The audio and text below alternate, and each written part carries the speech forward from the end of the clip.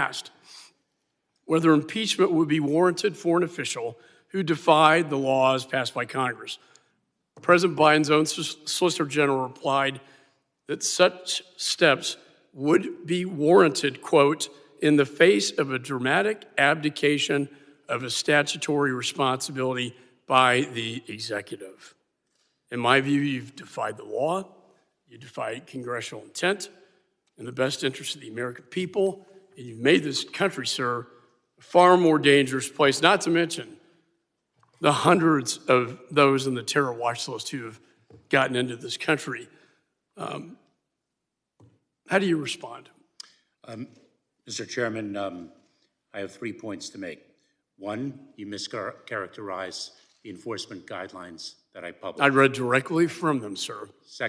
Secondly, we have removed more aggravated felons each month than the prior administration did. Third, my enforcement guidelines mirror to a great extent, and in the quoted language, prior enforcement guidelines that other administrations have issued.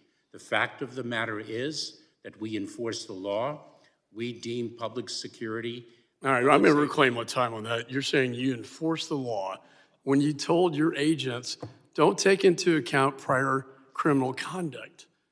Aggravated felons do not take into account the fact they maybe have a murder conviction or a rapist conviction, or, well, that's what's under the statute, sir. And you told them, don't take that into account. And you can say you've had the best record ever as a Secretary of Homeland. You can say that, but nobody believes it. And I got to tell you, back home in my state of Texas, very, very upset. I want to close with 1833's Supreme Court Justice Story said, where a, quote, where a Lord Admiral has neglected to safeguard the seas, that shall be deemed an impeachable offense. I believe that's exactly the case here. You have neglected not just the seas, but the air, land, and the seas, and you've destroyed the fabric of this nation. And my last question to you is, how many persons on the terror watch list have gotten into this country?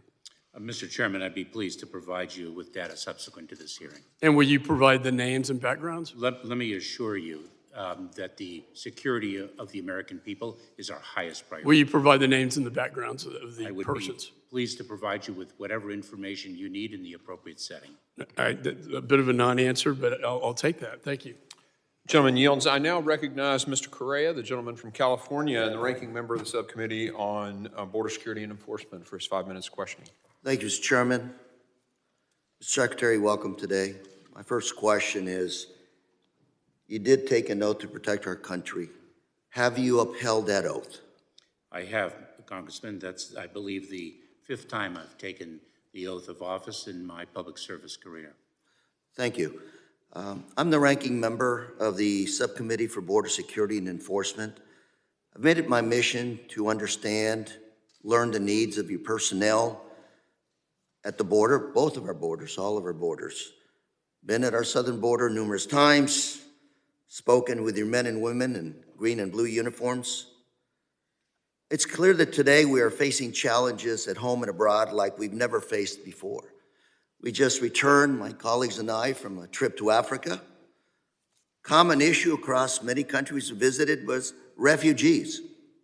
Egypt today, according to the president, is hosting 10 million refugees. Just one country alone. Here, we're talking about our budget. Budget for the personnel you need, a budget for the resources you need, Department of Homeland Security, to protect our great country.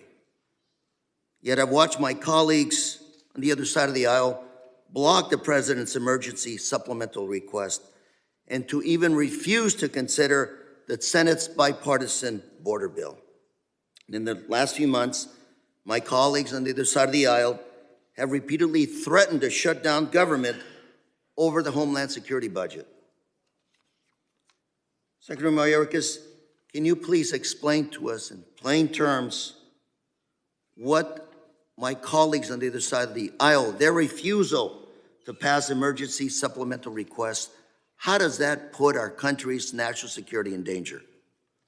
Congressman, with the additional resources we would be provided in the President's supplemental budget request, we would be able to advance significantly the security of the border. We would have additional equipment, additional technology, additional personnel in every facet of border security.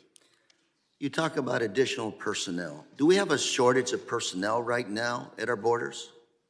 We do, Congressman. We need additional Office of Field Operations personnel to man our ports of entry.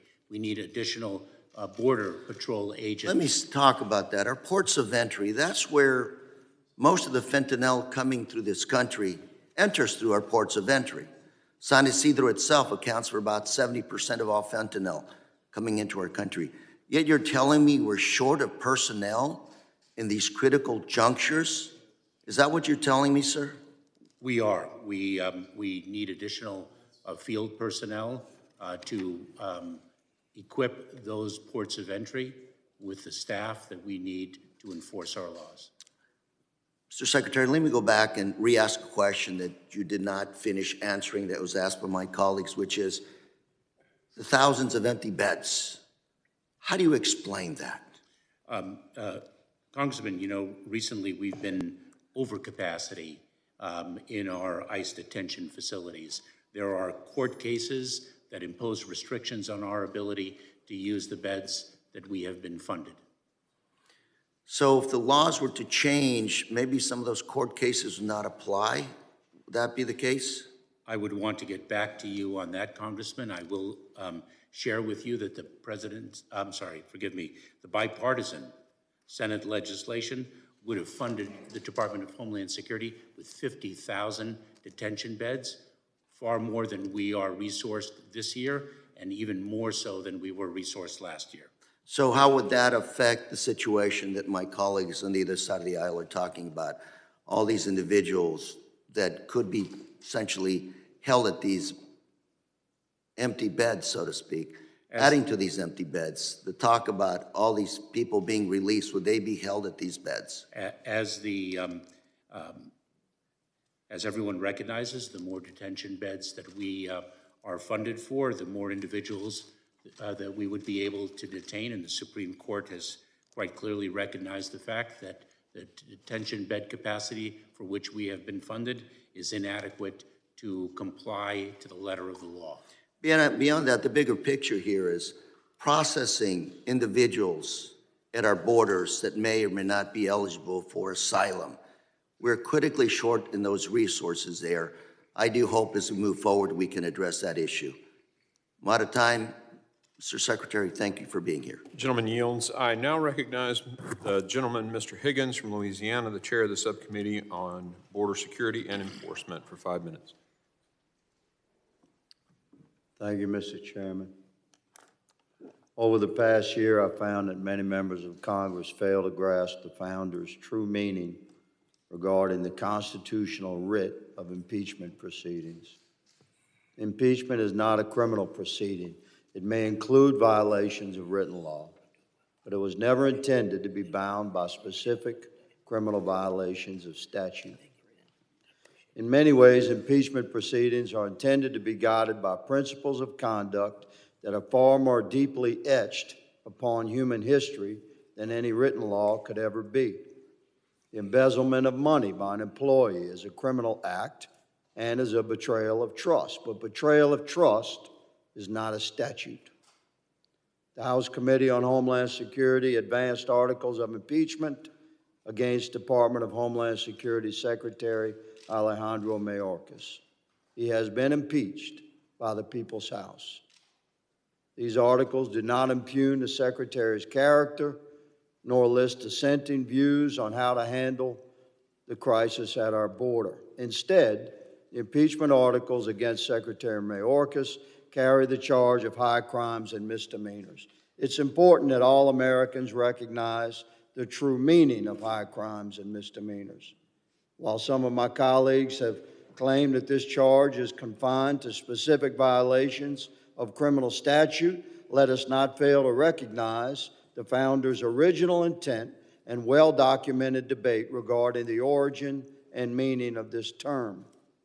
Article 2, Section 4 of our Constitution reads, "The President, Vice President, and all civil officers of the United States shall be removed from office on impeachment for and conviction of treason, bribery, or other high crimes and misdemeanors." Our founding fathers used this phrase, high crimes and misdemeanors, having 400 years of British Parliament historical precedent, which did not limit itself to direct criminal misconduct, but more importantly, encompassed a neglect of duty and abuse of power. This is not funny, Mr. Secretary. Literally misdemeaning the office and high authority that had been entrusted. Enshrining this phrase in the Constitution, the Founding Fathers put explicit trust in Congress to determine what constitutes an impeachable offense and what is encompassed in high crimes and misdemeanors. Impeachment was never intended to be a criminal proceeding, but instead a review by the American people of a rogue executive and a mechanism for accountability when all else has failed. Secretary Mayorkas has not only betrayed the trust of the American people, his service as Secretary has left a scar on our nation's soul that may never be removed. The articles of impeachment brought against Secretary Mayorkas passed the House and have now been delivered this afternoon to the Senate. It is vital that the Senate upholds its constitutional obligation to hold a fair impeachment trial. The American people deserve accountability for the gross misconduct of the Secretary's handling of our borders. It is incumbent upon members of Congress to enforce the authority outlined by the Founding Fathers for impeachment. Under Secretary Mayorkas, America has suffered. Over 300,000 Americans have died from cartel drug poisoning. Our communities are crushed under the weight of 12 million illegal aliens in the span of 3 years, and crime has reached unprecedented levels within American communities across the country. Secretary Alejandro Mayorkas' arrogant disregard for the security and sanctity of the American people has brought Congress to this point. He has brought unspeakable pain upon the nation. His service as Secretary will forever be shrouded in shameful failure and generational trauma. Alejandro Mayorkas has been impeached by the House. He must now be tried by the Senate and removed from office. Mr. Chairman, I yield. The gentleman yields. I now recognize Mr. Carter, the gentleman from Louisiana, and the ranking member on the Subcommittee of Counterterrorism, Law Enforcement, and Intelligence for 5 minutes. Thank you, Mr. Chairman. Ranking Member Thompson. Thank you, Secretary Mayorkas, for joining us today as we review our fiscal year, our FY25 budget request. President Biden's fiscal year 2025 budget request for DHS reflects Democrats' commitment to put politics aside and work in good faith to address security challenges facing our nation. Today's review is important so we can continue to find solutions, not politics, solutions that we as Americans should want. We often have different approaches, but what we see here in the impeachment is nothing more than a witch hunt and an opportunity to cloud the issue, as evidenced by the fact that the Senate has a measure that would bring us to a measure of success to move the ball forward. But my colleagues in the House, because of a directive by the former president, quote unquote, to not give President Biden a victory. Our jobs are not to give presidents victories. Our jobs are to give the American people victories. Our jobs are to fight to make sure that we have a secure border. Our jobs are here to make sure that we see things through a lens, not as Republicans or Democrats, but that as Americans and to do what's right. Unfortunately, that has not and is not happening. I will go on record as predicting that the United States Senate will not even take up these articles of impeachment. Why? Because they're meritless, because they're baseless, and because they're purely political in nature and are not rooted in the fairness, justice, or the American way. So I'm going to pivot a little bit, if we might, because we've talked about this quite a bit. So I'm going to pivot to flood insurance. Mr. Secretary, last time you were here before this committee, I relayed my concerns about FEMA's risk rating 2.0, and that it will leave many in my district, especially in low and moderate income communities, priced out of their homes by premium increases. You stated that you are reviewing and need to continue to review risk rating 2.0, given the concerns that have been expressed. Since then, I've only seen flood insurance prices get worse. Given the urgency of the situation and the impact on vulnerable communities, can you provide the committee with an update on how the department is taking steps to help communities that are struggling with FEMA's risk rating 2.0? Congressman, I will follow up with you and provide you an update on flood insurance 2.0. I can assure you that we are taking extraordinary measures through FEMA to reach otherwise disenfranchised populations. We have issued guidance and changed our policies to make sure that minority and underserved communities have greater access to our grant programs, to individual assistance, and to other resources that FEMA provides in the wake of natural disasters, and to strengthen and protect communities. I will provide you with an update with respect to flood insurance 2.0 specifically. And one of the things that we have repeatedly asked for, both in this committee as well as in transportation infrastructure, for which I also serve, and in individual meetings in my office and in the office of the FEMA administrator, is the formula. What algorithm, what formula is used to derive these rates?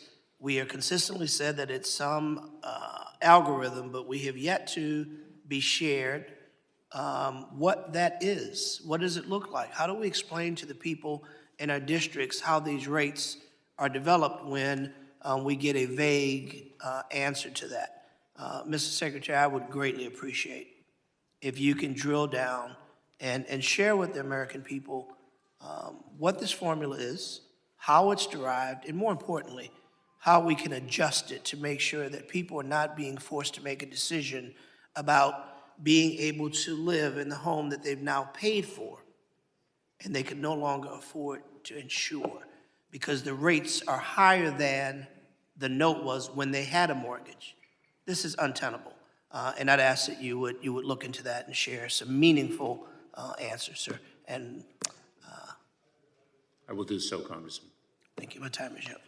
The gentleman yields. I now recognize Mr. Guest, the gentleman from Mississippi and the Vice Chair of the Committee on Homeland Security, for his 5 minutes of questioning. Thank you, Mr. Chairman. Mr. Secretary, I want to point out what I highlighted last week when you testified. You came in your opening statement and you talk about your budget being insufficient. And you seek to place the blame on Congress that we're not giving you the resources and your department the resources that you need. But last year in the FY24 budget, which we just passed, Congress appropriated you $61.8 billion in discretionary spending, which was more than you asked for. And so Congress is giving you more money than you're asking for, but you're repeatedly coming into these hearings and you're trying to say that you don't have the financial resources that you need to carry out the job. Chairman Green mentioned the detention beds. The detention beds, which you and I talked about last week, are incredibly troubling. And the fact that you come in and you once again, you ask for less detention beds, significantly less detention beds than we funded in the FY24 budget. You told me in that hearing last week that you agreed with the Senate 50,000 detention beds, but yet you come in and you ask Congress only to fund 34,000 when we currently are funding 41,500. And you continue to seek to place the blame on us.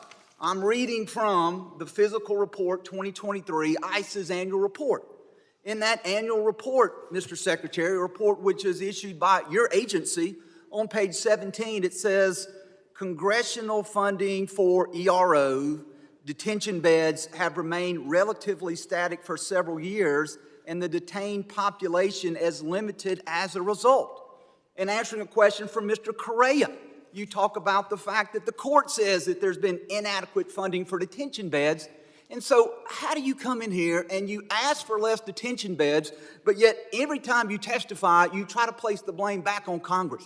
Because we are actually funding more detention beds every year than you're asking for. And in a time in which we see a record surge of immigrants coming across the border, in a time in which you have at least now finally admitted that there is a crisis on the border, where we're seeing reports every day in the media about violent crimes committed by immigrants who are not in custody, who are not detained, but released into the interior, and yet you come in here and as a key part of your budget, you're asking for substantially less detention beds. And I find that especially troubling, Mr. Secretary, as I look at this, continue to look at the report that was provided by ICE, in which I see, according to the FY23 year-end report, that the non-detained docket, the docket that shows the number of non-detained individuals who you've allowed in the country, has now reached over 6.2 million people. 6.2 million. I spoke just yesterday with the ICE director, Director Lightliner, and in my conversation with him, I brought up the fact of what was in this report. And he told me, Mr. Secretary, that that number is now over 7 million, that report is old, that number is more than 7 million. Axios reported just several weeks ago that by the end of this fiscal year, FY24, October 1st, that number is expected to grow to 8 million. And so we see this record number of immigration, the record number of people that you, as the Secretary, are allowing to come into the country, but yet we're seeing you do nothing to ask for more detention beds. And I find that troubling. And I have to believe that I'm not the only member of this committee that finds it troubling that we're not asking for a sufficient number of detention beds. And Mr. Secretary, I also had the opportunity to ask you last week when you testified before the Appropriations Committee about this news article, a news article reported by Fox News. I provided you some of the content when we met last week, but I wanted to show this to you. And this is from an article dated January the 8th, 2024. It says, Mayorkas tells Border Patrol agents that above 85% of illegal immigrants have been released into the United States. It goes on there in the first paragraph. It says, Homeland Security Secretary Alejandro Mayorkas on Monday admitted to Border Patrol agents that the current rate of release for illegal immigrants apprehended at the southwest border is above 85%. Said Mayorkas made the statements when meeting privately with agents, and that there were sources in the room who heard that. It goes on to say that there were at least 3 agents who verified to Fox News that you made that statement. And so, Mr. Secretary, did you make the statement that it was reported on January the 8th, 2024? Congressman, as I mentioned to you last week, I do not recall that exchange in an internal meeting with the workforce, and let me assure you that the security of the southern border is our highest priority. The gentleman's time has expired. I now recognize Mr. Thanadar, the gentleman from Michigan, the ranking member of the Subcommittee on Transportation and Maritime Security, for his 5 minutes of questioning. Thank you, Mr. Chair. And Mr. Secretary, clearly you have a tough job.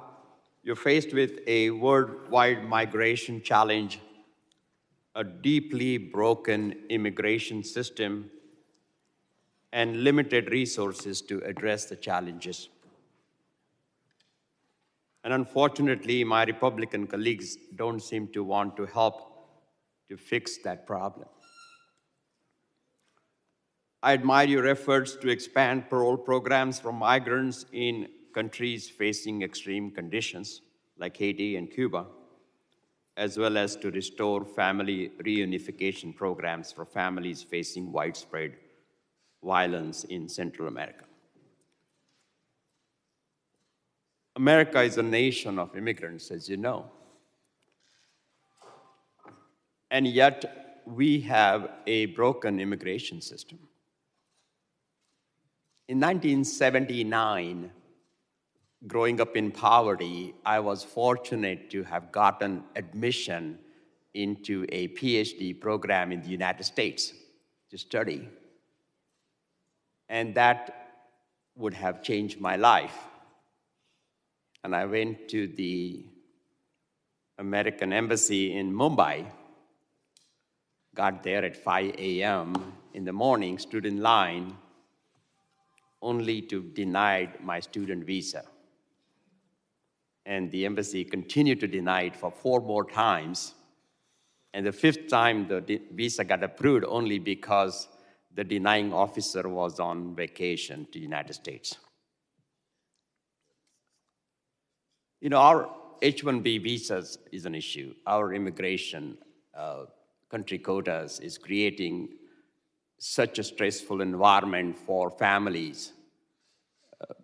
Technology companies are unable to find skilled workforce. Countries like Canada and Australia are taking away some of our skilled workforce because of our broken immigration system. I want to see an orderly immigration process that benefits the United States, that benefits our economy and helps create American jobs. How do you think Congress can help you to achieve that? Congressman, the President on his very first day in office presented Congress with a comprehensive legislative package to fix what everyone agrees is our broken immigration system. To advance that piece of legislation and to advance the Senate's bipartisan legislation would transform our broken immigration system and reform it. It hasn't been reformed since 1996. It is long outdated and long broken. Thank you, Mr. Secretary. And I want to give you an opportunity to respond to Congressman Guest's questions. I think you may not have adequate time to respond if you so choose to do. Congressman, we support the funding of 41,500 beds. We support the funding of 50,000 detention beds that the Senate's bipartisan legislation provided. It is most regrettable that bipartisan legislation is not advanced. We urge Congress to advance it. It would advance our border security immeasurably. Mr. Chair, may I yield my time to the gentleman from New York? Thank you, Mr. Tanadar. We just have a few seconds, Mr. Secretary, but I wanted to follow up on what Chairman McCall was talking about because he is citing the INA shall detain language and a memo that you issued in September of 2021.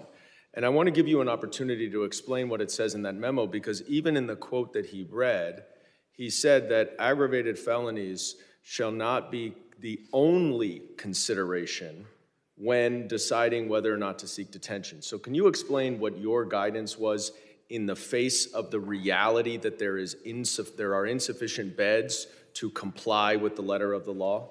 Congressman, the direction to law enforcement agents was to use their discretion, their experience to determine who presents the greatest public safety threat and to detain those individuals, period. Okay, the gentleman's time has expired. Someone else can yield, of course, if they'd like. I now recognize Mr. Bishop, the gentleman from North Carolina and the chair of the Subcommittee on Oversight, for 5 minutes of questioning. Thank you, Mr. Chairman. Secretary Mayorkas, you've frequently testified about the actions and efforts of DHS over the course of the time you've been Secretary. Let me just ask you about the results of your more than 3 years of tenure. Do you consider the results of your administration of the Department of Homeland Security to be a success? I am incredibly proud of the work of the men and women of the Department of Homeland Security, Congressman. They risk their lives. You consider it to be a success? I am incredibly proud of everything they do. Yep. Do you consider it to be a success? I consider them to be a tremendous success in advancing the safety and security of the American people with the Do you consider your administration of the Department of Homeland Security to be a success? with the resources and authorities they have, they've done an extraordinary job. In November 2022, I asked you whether you continue to maintain that the border is secure. You said yes, and it's getting more secure every day. Do you still say so? Congressman, with the resources and the authorities that we have been provided, it is as secure as we can make it. Under your orders, the Department of Homeland Security paroled Venezuelan Jose Ibarra into the United States. He, of course, went on to a variety of crimes, culminating in beating a young woman to death in Georgia. The relevant statute grants you authority to parole aliens into the United States, quote, only on a case-by-case basis for urgent humanitarian reasons or significant public benefit, close quote. Which was it in Mr. Ibarra's case, humanitarian reasons or significant public benefit that you paroled him into the United States? Congressman, we abide by the law. We apply our parole processes in obeyance of the law. The public safety of the American people is our highest priority, and I would be pleased to share case details with you on any case of concern to you subsequent to this hearing. I don't have the case details with me today. Well, I'm not really asking for detail. I'm only asking for one simple fact, which is, was it urgent humanitarian reasons or significant public benefit that under your orders, Mr. Ibarra was paroled into the United States? My answer remains the same, Congressman. You mean you would have to review something, you'd have to review something before you could provide case details, or you just can't say it in this forum? The former. Don't know. You don't know. As I said, I do not have the details with respect to that individual's case, and I would be pleased to provide them to you, Congressman. Mr. Secretary, news reports, or the Heritage Foundation Oversight Project has released this document that is allegedly a flyer distributed at a non-governmental organization in Mexico called the Resource Center Matamoros, which is said to read in part, if translated, reminder to vote for President Biden when you are in the United States. We need another 4 years of his term to stay open. I note, by the way, I understand this RCM has denied that this is authentic, but of course there are competing reports about it. But let me ask you this, what actions is the Department of Homeland Security taking to ensure that, especially given the millions of illegal entries, including 2 million gotaways, that non-citizens are being prevented from registering and voting unlawfully? Congressman, individuals who are not citizens of the United States cannot vote in federal elections. But that's not what I asked. I asked what actions DHS is taking to ensure that that doesn't occur. Well, two things. Number one, I believe that it is state and local election officials that monitor the eligibility of individuals. We do not oversee the election enrollment process. What we do is enforce our borders and, in fact... So said shorter, nothing. In fact... how can Congress and the American people have confidence that the outcome of close elections will not turn on the votes of non-citizens who have registered and voted unlawfully? Congressman, election security is one of our priorities. In the distribution of federal grant funds to state and local jurisdictions, we have made election security a priority, and we have mandated a minimum... I'll reclaim my time. Last point, I'm just curious, following up Mr. Guest, you asked for less detention beds, and you explained that you did that based on the level of detention beds that would be needed under the Senate, quote, bipartisan bill. How's that bill bipartisan other than it's supported by James Lankford? Is there another Republican in the Senate or the House that supported that bill? Congressman, we continue to support the bipartisan legislation that a group of senators worked on for months.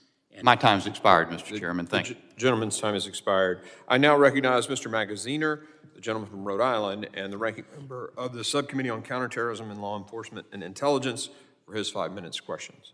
Thank you, Chairman, and thank you, Mr. Secretary, for being here. Our country faces a range of security threats, from foreign terrorist organizations, domestic extremists, cartels, organized crime, and natural disasters, just to name a few. And while you have been diligently doing your job, along with your colleagues at the department, to protect the American people in the face of these challenges, our Republican colleagues in the House have instead been playing politics, culminating with a political impeachment that had no legal basis. I am sorry that some of our colleagues have chosen to make you the target of political attacks instead of getting you the tools that you need to do your job to keep people safe. And I want you to know that many of us are still willing to put politics aside and work with you and work with each other on a bipartisan basis to protect the homeland. The President's fiscal year 2025 budget requests $62 billion for the department, including hundreds of millions more for staffing and technology to secure the southern border. It also proposes $4.7 billion for a Southwest Border Contingency Fund to provide resources to the department when migration along the southwest border warrants additional capacity. This is the right thing to do, and I hope that our Republican colleagues will support this funding, unlike last year, when they delayed action on the President's supplemental funding request for the border for months while they wasted time with impeachment. It is inexcusable that our Republican colleagues did not pass the final fiscal 24 funding for the department for nearly 6 months, forcing the department to work under multiple CRs, reducing operations and overstraining the workforce of the department, and I hope that fiscal 25 will be different. Funding the Department of Homeland Security is also critical because our nation faces an increased threat from the rise of domestic violent extremists. Now, we heard from you, Mr. Secretary, and from FBI Director Wray last November during the Worldwide Threats hearing that the top domestic terrorism threat we face continues to be from racially and ethnically motivated and anti-government motivated violent extremists. Some of these are organized groups, like the group that engaged in the plot to kidnap the governor of Michigan, and some of the groups who stormed the Capitol on January 6th in a violent attempt to overturn a legal and lawful election. Others are lone actors, like the individual who attacked Paul Pelosi. And many of these individuals are shamefully inspired by and scapegoated by members of this Congress and by former President Trump. But the Government Accountability Office has shown that domestic terrorism-related cases has increased dramatically in recent years. So with this alarming fact in mind, I would like to turn to you, Mr. Secretary. Can you tell us, what is the Department of Homeland Security seeing with respect to the threat from domestic violent extremists, particularly as we grow closer to the election, and what steps are the department taking to address any potential threats to government bodies, officials, and the public at large? Congressman, we are, as Director Wray and I have expressed previously, in a heightened threat environment. Indeed, individuals drawn to violence because of ideologies of hate, false narratives, anti-government sentiments are a significant concern of ours. We do a number of things. We disseminate information and analysis to a state, local, tribal, territorial law enforcement and other officials. We distribute grant funds. We are grateful for Congress's support of those grant funds. We need those funds to increase to enable local communities to protect and guard themselves. As I mentioned in my opening statement, we have a very important targeted violence and terrorism prevention grant program that enables communities to employ best practices in the identification of an individual who may be drawing to violence and intervene before a tragedy occurs. Those are some examples. Well, I thank you, Mr. Secretary, for that, and particularly the support of state and local law enforcement agencies. As we saw on January 6th, it is often law enforcement in uniform who are on the receiving end of these assaults and this violence, and we need to do everything we can to support them against this threat. So I thank you very much, and I'm out of time, so I'll yield back. The gentleman yields. I now recognize Mr. Jimenez, the gentleman from Florida and the chair of Transportation and Maritime Security Subcommittee, for his 5 minutes. Thank you, Mr. Chairman, and I find it amazing that our Democrat colleagues from across the aisle are always throwing money at the issue. Always, it's money, money, money, money, except that the real culprit here has been over 64 actions taken by the executive branch that actually caused the problem at the border. Not once have I ever heard any of my Democrat colleagues ask for, why don't we start constructing the wall again? Why don't we reinstitute Remain in Mexico policy, which actually will take care of about 70% of the problem that we've had. Mr. Mayorkas, I believe that in fiscal year 21, we had a record number of encounters at the border, and I think only surpassed by fiscal year 22 when we had another record encounter at the border, and then surpassed again in 2023 when we had another record for encounters at the border. Do you expect another record in 2024? Congressman, I strongly encourage Congress to pass the Senate's bipartisan legislation, which would make a significant difference and advance our security interests at the southern border and the northern border. Have you ever asked the President to reconsider some of his 64 actions that have led to the crisis that we have right now at the border? Congressman, we are facing the largest displacement of people around the world, including in our hemisphere. Have you ever asked the President of the United States to reconsider any of the 64 executive actions that he has taken to address the crisis at the border? Congressman, I am not familiar with the 64 to which you refer, and I assure you that they are not the cause of the largest displacement of people in the world, including in our hemisphere, and to include, of course, a significant number of people fleeing the authoritarian regime in Cuba, which both you and I have personally experienced. I think that authoritarian regime has been in place for about 60 years. And so it doesn't make sense to me that somehow now, okay, they're all fleeing the authoritarian regime of Cuba. You and I both left that authoritarian regime a long time ago. So again, are you familiar with the President's executive order to stop the construction of the wall on the southern border? I most certainly am. Have you advised him that maybe it's a good idea to start construction again on the southern wall and on the wall on the southern border to stop the flow of illegal immigration? Congressman, I do not believe it is. Okay. Thank you. I mean, I only have certain time, so thank you. You said no. Have you ever talked to the President about reinstituting Remain in Mexico policy, which many experts have said probably will take care of 70% of the problem? Have you ever talked to him about that? Congressman, the Remain in Mexico program was implemented in January of 2019, I believe. I believe in 2019, the number of encounters at the southern border exceeded those in 2018 by almost 100%, if I have my data correct. Yeah, but the number of encounters in 2020 were far less than the number of encounters in 2021. Would you say that's correct? Congressman, if you'll recall what occurred in 2020, 2 points. Number one, the COVID-19 pandemic. Number two, Remain in Mexico. In order to implement it, we rely upon the sovereign nation of Mexico's agreement. Mexico has unequivocally stated it will not support any implementation of Remain in Mexico, the success of which is quite dubious.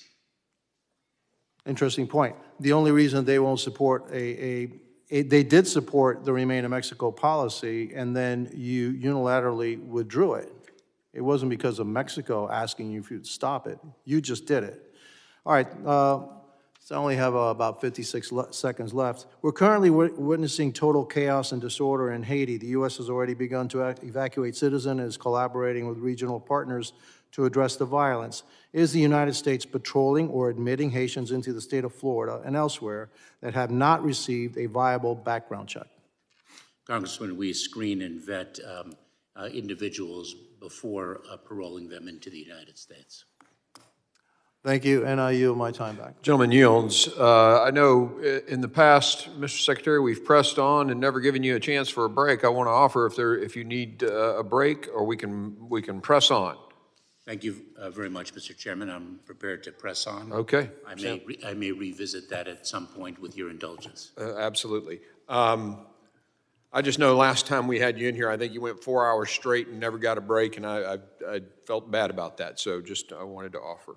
I now recognize the gentlelady from Texas, Ms. Jackson Lee, for her 5 minutes question.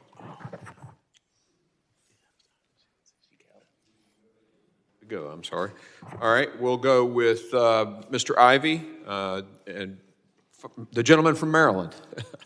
Thank you, Mr. Chair. Fire away for 5 minutes. Appreciate it. Mr. Mayorkas, thank you for being here today and for the work that you do. I've been listening to my colleagues on the other side talk about treading on the Constitution and a scar on our nation's soul, but it seems to me that the impeachment proceeding that was moved forward out of this committee was the true scar on the Constitution and really did tread on the Constitution.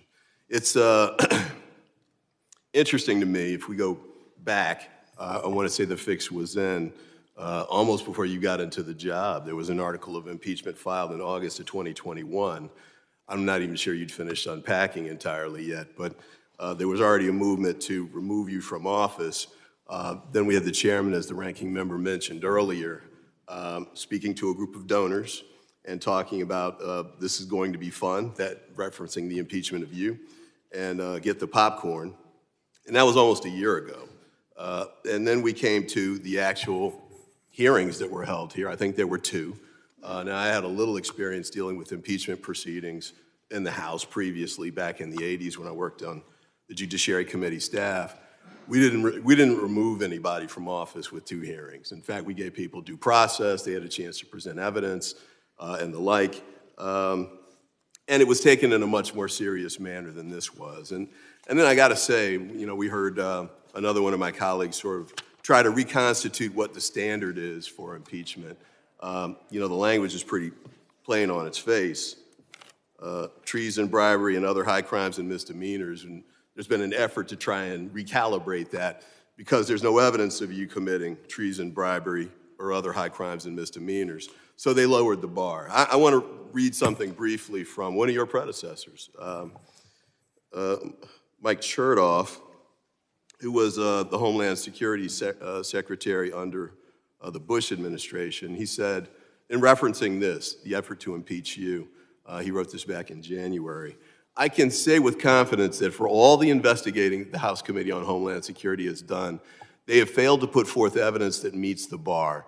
That is why Republicans aren't seeking to hold Mr. Mayorkas to the Constitution's high crimes and misdemeanors standard for impeachment.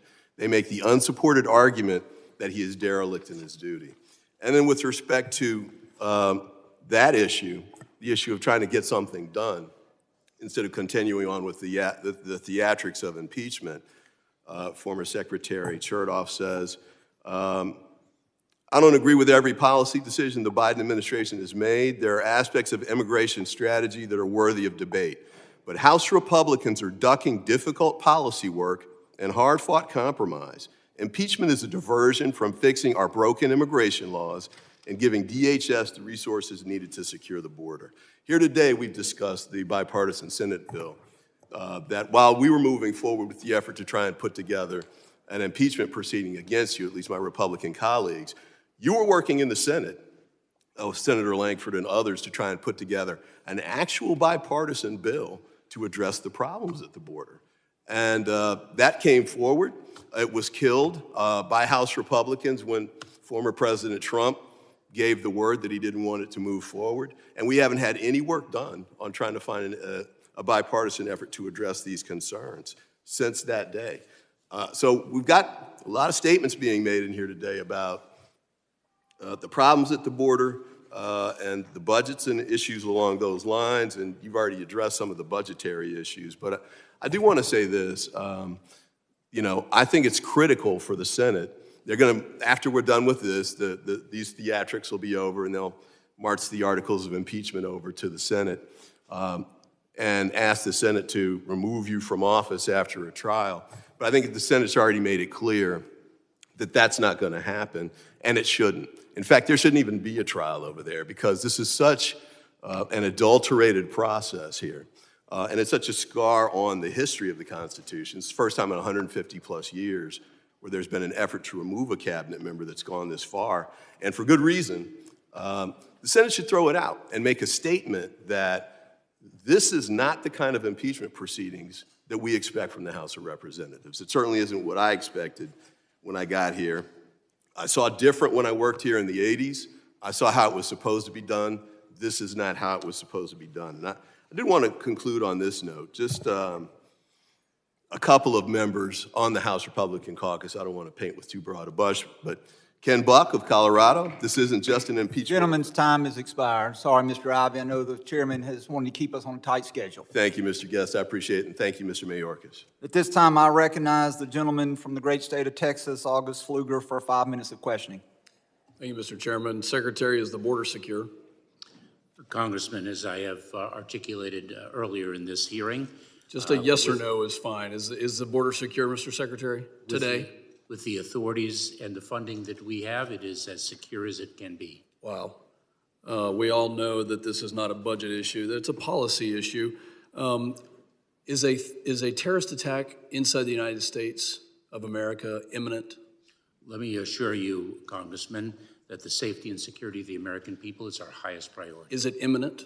The same answer, Congressman. Is a terror attack on the homeland of the United States of America imminent today? Let me assure you that we remain vigilant every Do you single brief day. the president?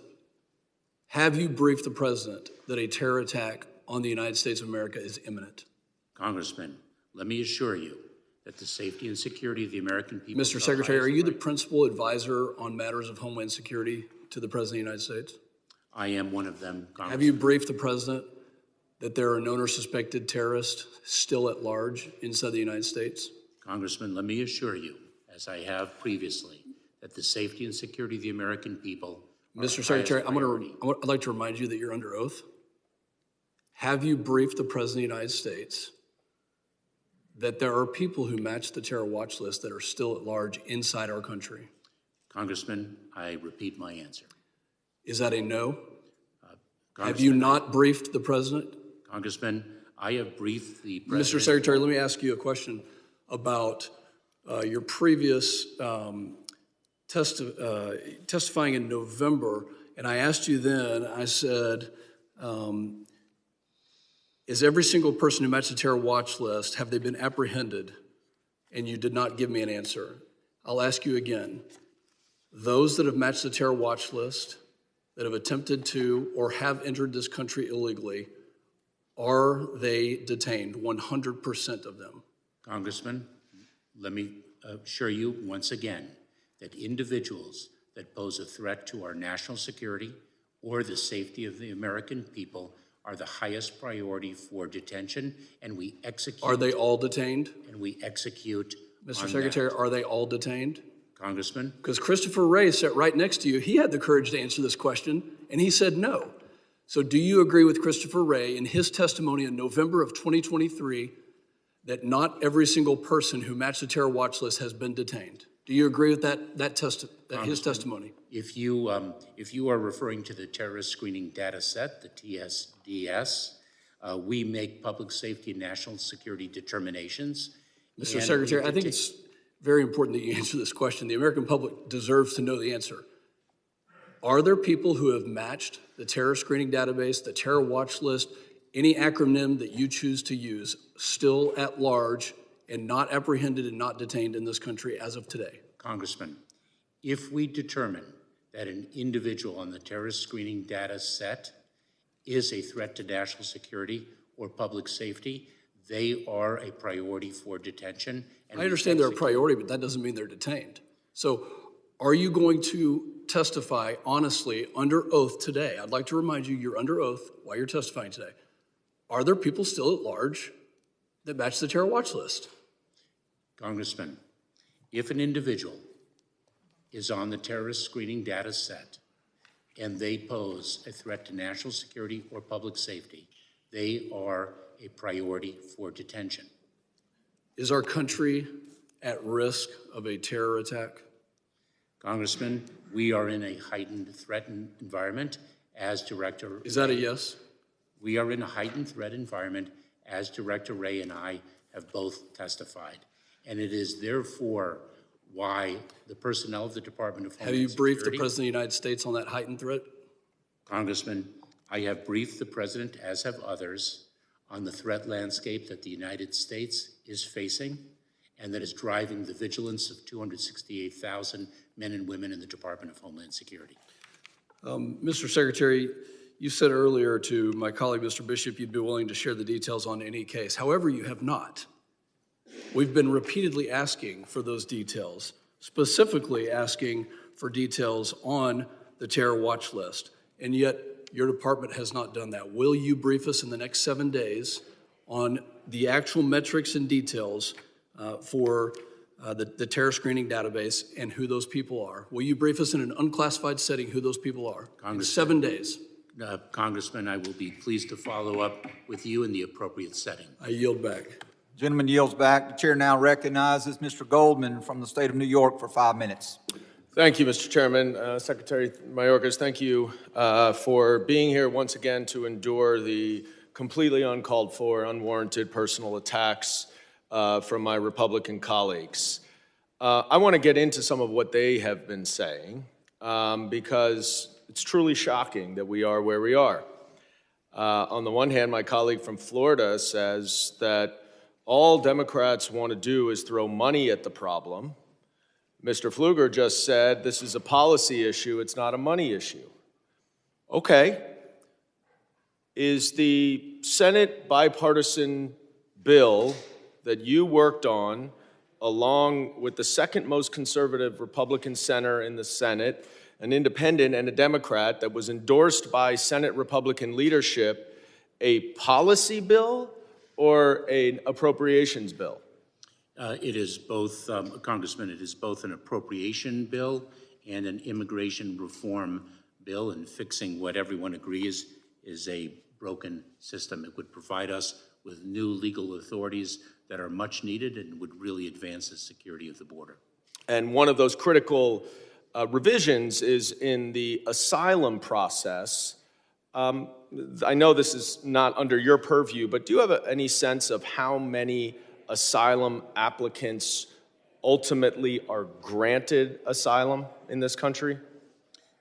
Congressman, it of course depends on the demographics, but as a general rule, I believe it is approximately 20-25% ultimately receive asylum, but I would want to verify that statistic, and I probably shouldn't share it given my uncertainty. Understood, there are different numbers, but it takes at least 5 years and perhaps as many as 10 years for a case to be completely adjudicated. Is that right? It takes many years until the case is finally adjudicated. So let's just say, hypothetically, that we had an asylum processing system that could process any applications within 90 days, 6 months.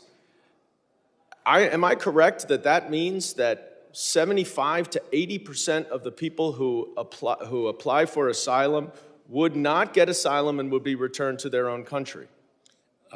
That would enable us to remove people far more quickly.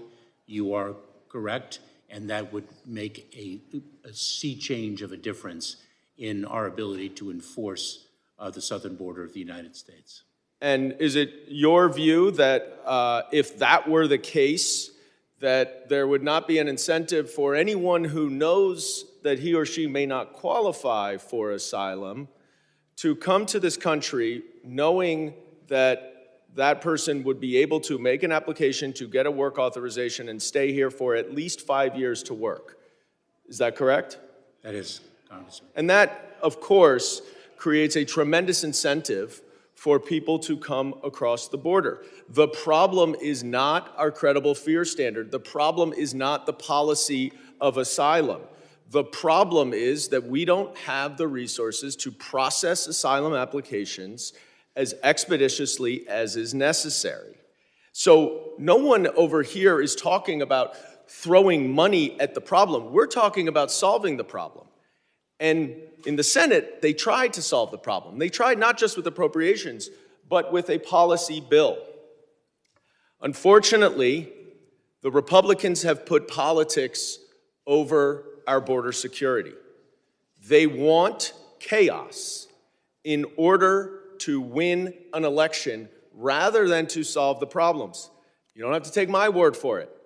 Let's quote Donald Trump, who said that he sabotaged the bipartisan deal to secure the border because, quote, it made it much better for the opposing side, unquote. and that he had stated that he, quote, killed, unquote, the deal. Senator Lankford himself said that a top Republican told me that if I try to move a bill that solves the border crisis during this election year, he will do whatever he can to destroy me. He said, I do not want you to solve this during the presidential election. There was a policy bill, there was a policy change that would have significantly addressed the problems at the border, and instead, you all on the other side of the aisle sabotaged it, where you baselessly impeached the secretary who's trying to solve our problems at the southern border because you want to win it. You want to win in November. Gentleman's time has You expired. don't want to solve the problem. The gentleman's time has expired. I now recognize Mr. Garbarino, the gentleman from New York, for the chairman of the Subcommittee on Cybersecurity, for 5 minutes of questioning. Thank you, Mr. Chairman. I'll remind my colleague that the only bill that's actually passed one of the houses that addressed the border crisis was the one we passed here, H.R. 2.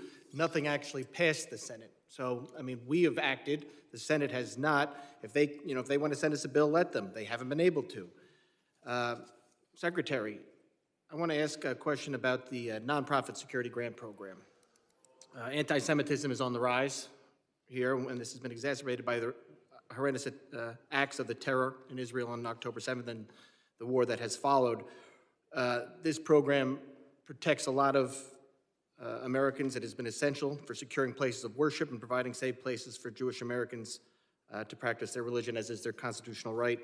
The current request is for fiscal year 2025, $385 million. Seeing what we've seen and knowing what you know, the risk on the ground, especially to these Jewish Americans, is $385 million enough?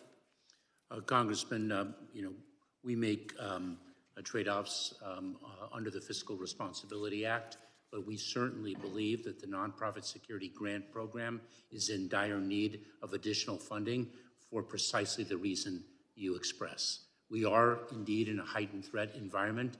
Anti-Semitism and violence born of it continues to be on the rise, as do other violent acts born of hate. So we think 385 is enough to protect the Americans at these facilities? We believe it is a significant advance in the protection of our communities across the country. Thank you. I want to move now to cyber workforce. GAO came out with a report which was kind of startling. CISA has, for the entire defense and action on OT, operational technology, for all of our critical infrastructure that CISA oversees, they have a response team, I think, of 11 people, 4 employees and 7 contractors. That is grossly under, that is definitely below the need of what we actually need. What is the current cyber workforce gap at the Department of Homeland Security right now? Congressman, I'll have to get back to you on the specific number, but let me express my deep gratitude on the part of CISA and our department for your support of our cybersecurity mission and all that we are seeking to do. I appreciate that, and I do think CISA does a great job, but when you see that they only have 11 employees that cover OT, they have a great use of the cyber talent management system, but we are repeatedly seeing cyber attack after cyber attack after cyber attack. And Americans are starting to ask me, what are we doing? And there is a workforce problem. There is a workforce shortage. 11 employees for just to oversee OT, that is not good. That is not good enough. I understand the request this year for CISA is just a little over $3 billion to fully fund the entire agency. There needs to be more focus, and I've spoken directly recently about this, but you oversee the agency. There needs to be more of a focus on cybersecurity. And I also have to say, I see that CISA just released its notice of proposed rulemaking for the CERCIA rule. The budget requests almost $116 million for its implementation, including staffing and technology. I have been a supporter of the CERCIA rule. I think it could do great things for our defense, cyber defense. But now when you have competing rules like the SEC legislation, which you yourself has said is duplicative, I don't know if there's a need for SEC anymore because nobody is stopping the SEC from doing what they're doing, and it's causing a huge problem. CISA should oversee this. It's under the Department of Homeland Security. I think I would like to see more from the agency, yourself included, by pushing back on these duplicative rules, the SEC rule, and others that are proposed. The current cyber reporting bill that the SEC put out is just one of, I think, 5 that the Chairman Gensler has proposed. There's actually a report out there that the bad actors are using the SEC rule as a way to hack more people. This is something that the administration is doing under the SEC. You have said it before, this rule is duplicative. I think you need to, we've been saying it's bad. I think you need to go back and tell the president that this rule has to stop. My time has expired. The gentleman's time has expired, and I understand, Mr. Menendez, you want to go next. And Mr. Garcia, you're going to hold. Okay. So I now recognize the gentleman from New Jersey, Mr. Menendez, for 5 minutes question. Thank you, Chairman. And Mr. Secretary, thank you as always for being here. We appreciate your willingness to engage with us both in this setting and in individual offices and conversations. I just feel it's important to address some of the things that have been said here by our Republican colleagues because they should not stand uncorrected. First, it's been said by Chairman McCall that you violated your oath. I wholeheartedly disagree with that. Chairman McCall said, you have made this country much more dangerous. I disagree with that. You and everyone at DHS works every single day to keep this country and all of us protected. So thank you, and to all the dedicated public servants who serve alongside of you for your work. Chairman McCall had also said that you destroyed the fabric of this country. I wholeheartedly disagree with that. And thank you again for your service to this country. Mr. Bishop said and questioned the success of your administration. I want to refer back to what former Homeland Security Secretary Chertoff said about the sham impeachment hearings that we've had here, that House Republicans are ducking difficult policy work and hard-fought compromise. Impeachment is a diversion from fixing our broken immigration laws and giving DHS the resources needed to secure the border. That's the conversation that we should be having today. So if we're going to judge success, I would commend the work that you and your colleagues have done, but I would question the success of this committee and our oversight jurisdiction and our failure to live up to our mandate. I have 2 quick questions. We had discussed the Remain in Mexico policy. You had said that that requires the cooperation of Mexico. We've also heard about building a wall. Former President Trump said that Mexico would pay for that wall. Has Mexico agreed to pay for the building of a wall? No, it is not, Congressman. Thank you for clarifying that point. And before I move on to the substantive questions that you came here to discuss, as you've had to, I imagine, spend an immense amount of time and resources as the agency has had to preparing for that impeachment proceeding that came through this committee, and I'm proud to see you still standing. And you will continue to keep standing. And just a reminder that Republicans have been more successful at removing their own members from positions like former Speaker McCarthy, and now the process that seems to be underway for removing Speaker Johnson. So you keep hanging in there while they keep removing their own members from positions of leadership. I want to go into fentanyl, which is an issue that's of grave concern to many of us. I want to talk about your work combating fentanyl in our country. The Department of Homeland Security is on the front lines executing President Biden's plan. And I want to commend you and the dedicated public servants at DHS who stopped more fentanyl and arrested more drug traffickers in the last 2 fiscal years than the previous 5 combined. The President requested emergency supplemental funds for DHS in October of last year. It's now April, and my Republican colleagues have refused to even consider providing these funds that will help combat drug trafficking. Mr. Secretary, how will the supplemental funding requested by the administration support your ongoing efforts to combat fentanyl? Congressman, the supplemental request would provide 2 very important streams of funding, at least. One is for personnel, more investigators, more support staff for those investigators.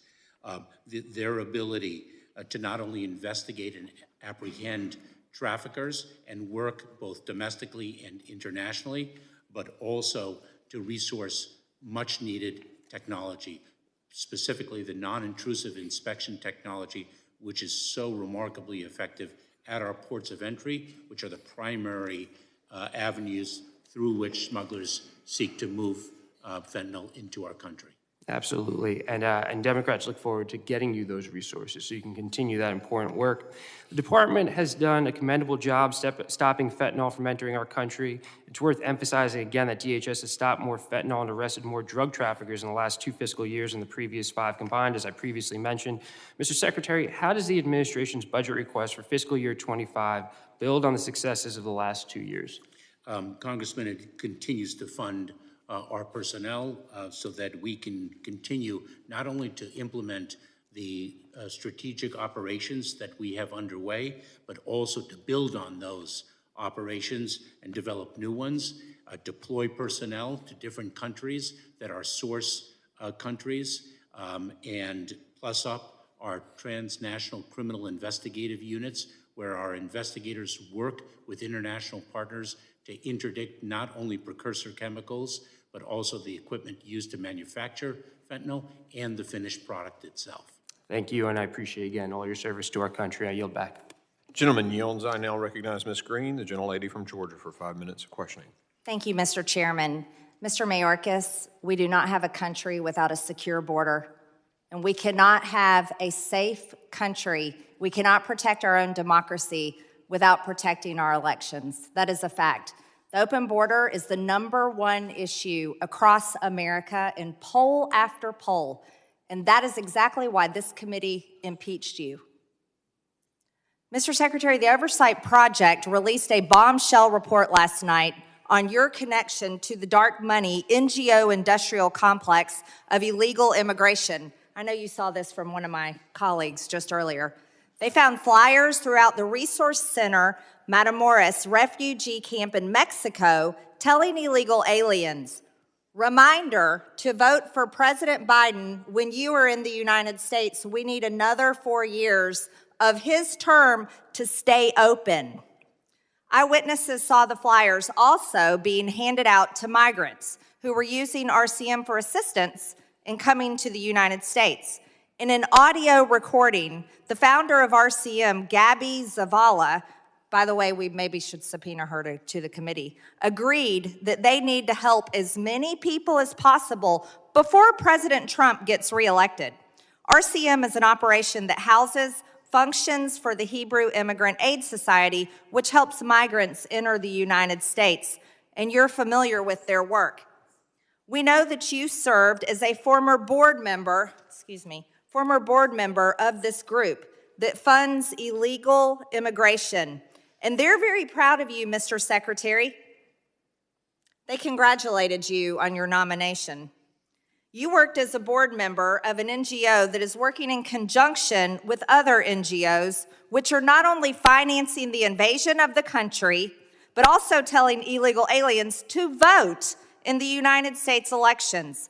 They are telling illegal aliens, non-citizens, to come vote for Joe Biden. That's your boss.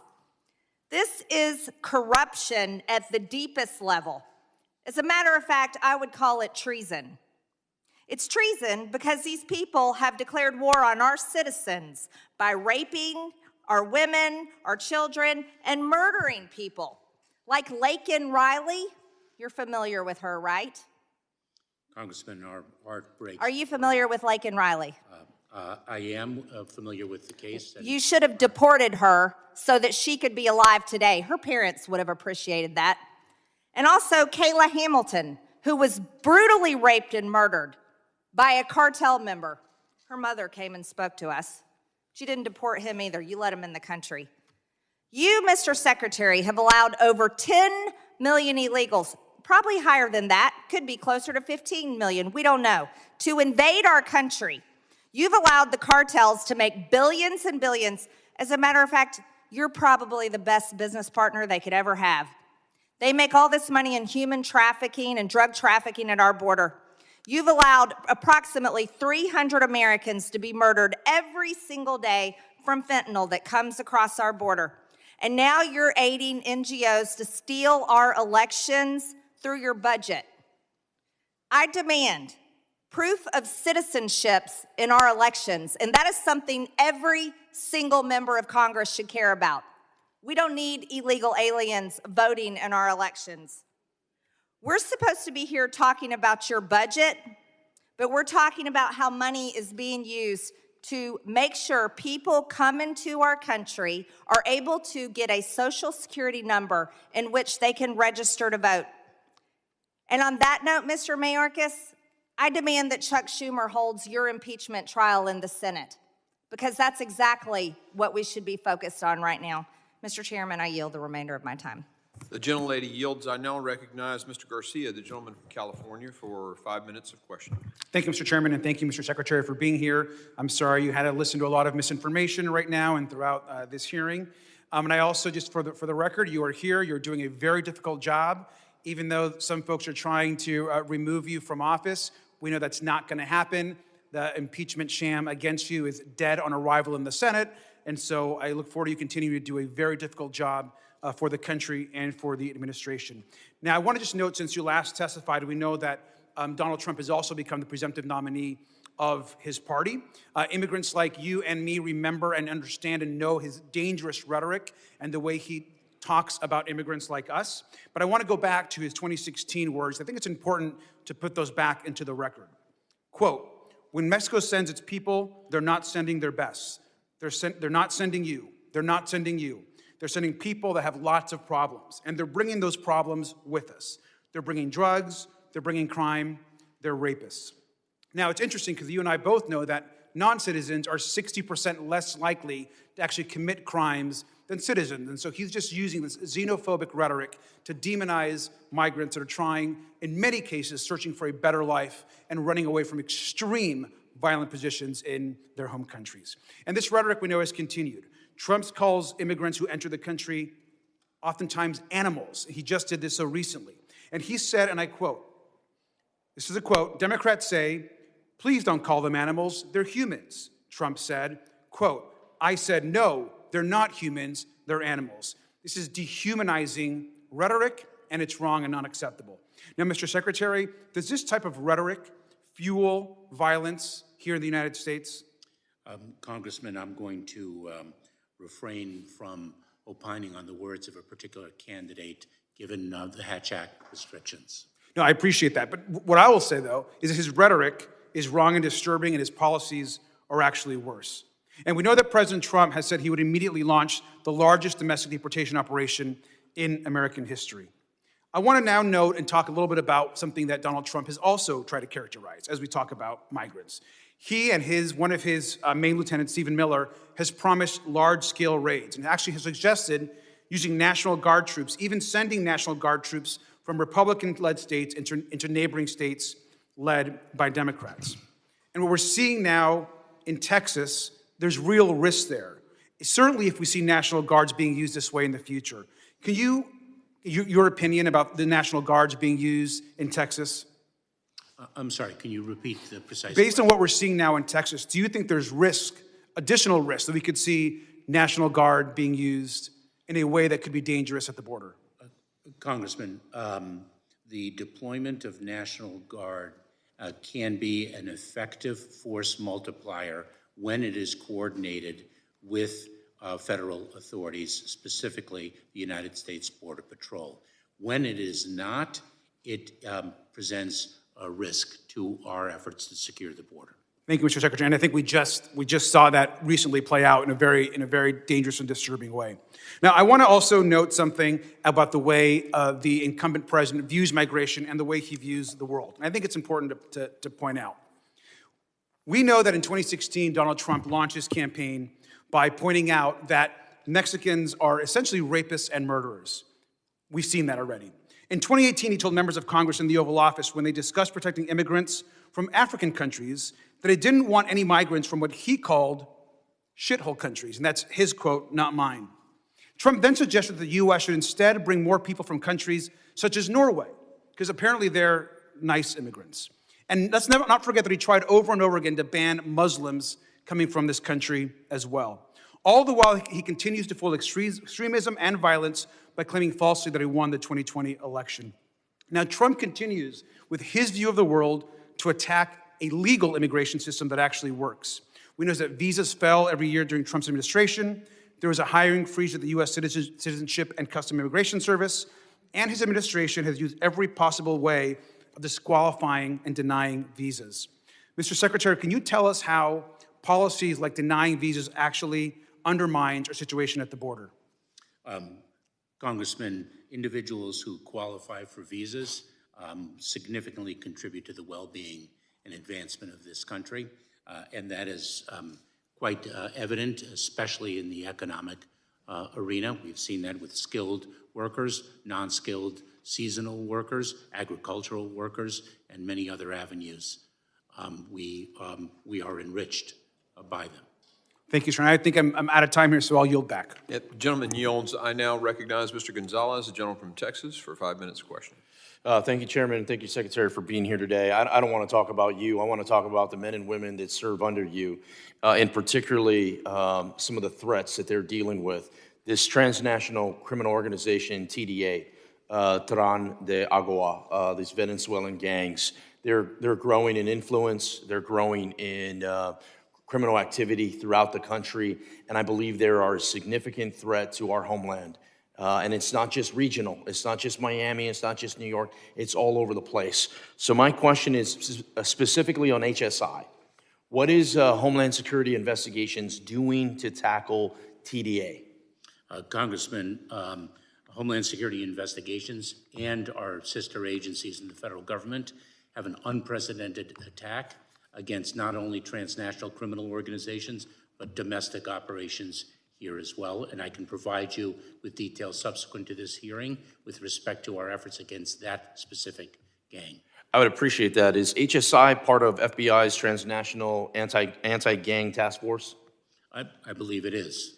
This is something I think that's important, that we use every lever of government tools, both at the federal, state, and local level, to go after these criminals. I'm talking about hardened criminals, bad actors that are in our communities. How do we find them? How do we prevent them from committing crimes? Being part of that, I think HSI is going to be on the forefront of a lot of that. I'm going to talk, I represent a large part of West Texas, and oil and gas is a big part of that. And I was on a recent swing through West Texas where they're seeing a rising amount of oil theft.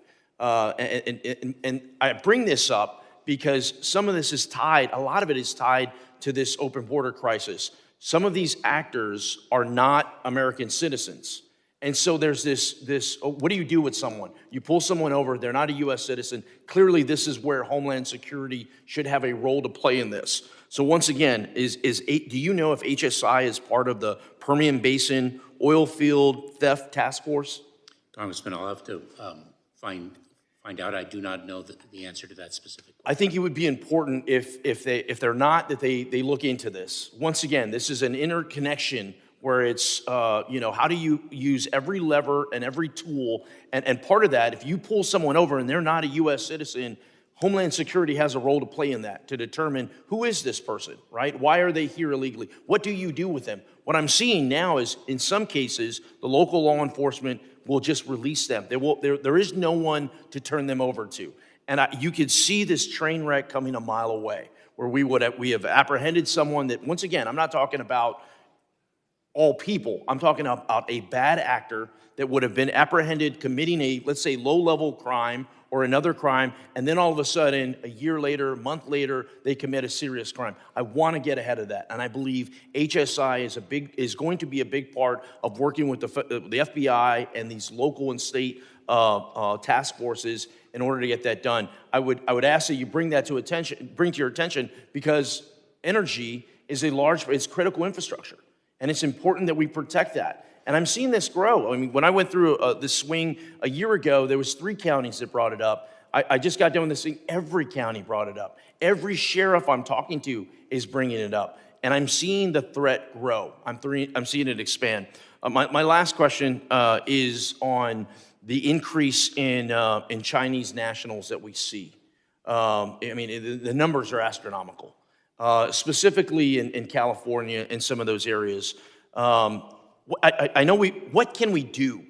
Is there anything in particular that we can do to have a direct conversation with China to get this to stop? Clearly, this is an issue, and it's a rising issue. China is a difficult actor to deal with. Is there anything in particular that Congress can do in order to prevent China from sending its people over? Congressman, I'd like to consider what legislative action would be warranted, but I can assure you that I share your concern with respect to the issue and have engaged with my counterpart from the People's Republic of China, and we have in fact made strides in the removal of Chinese nationals who do not qualify for relief in the United States. I think there needs to be your concern. I think there needs to be more of that, and I think it needs to be more public. There needs to be more highlighting of the fact of if you come here illegally from China, we are going to send you back. With that, I'm going to yield back, Chairman, and I appreciate it. Gentleman yields. I now recognize Mr. Swazi, the gentleman from New York, for 5 minutes of questioning. Thank you, Mr. Chairman. Mr. Secretary, I just want to remind my colleagues that you've lived a great American success story. You were a political refugee born in Havana, Cuba, came to the United States of America, graduated from law school, became a prosecutor for 9 years as an assistant United States attorney. You were appointed as the youngest U.S. attorney in the nation. You were the director of the U.S. Citizenship Program and Deputy Secretary of the U.S. Department of Homeland Security.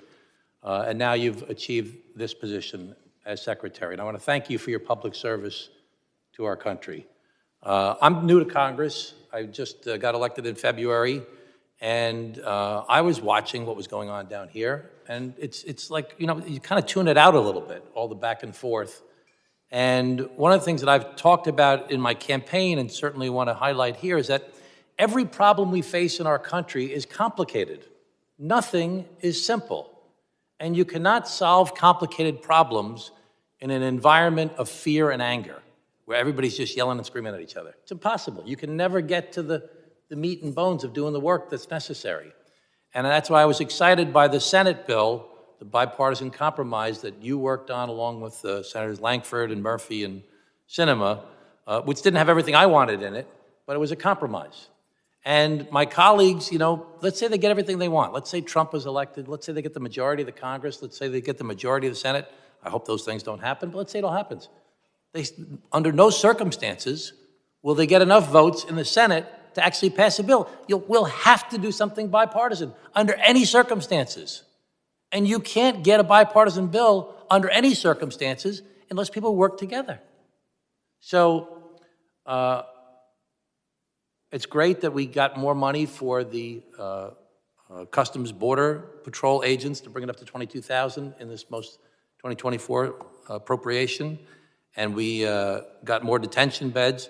But under the Senate bill, we would have gotten more Customs Border Patrol officers as well. And we would have gotten more detention beds.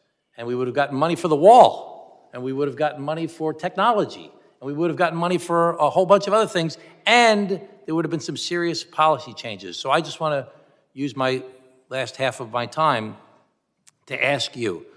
The thing I'm most interested in and excited about is this idea that we have to reduce the time it takes to adjudicate asylum cases.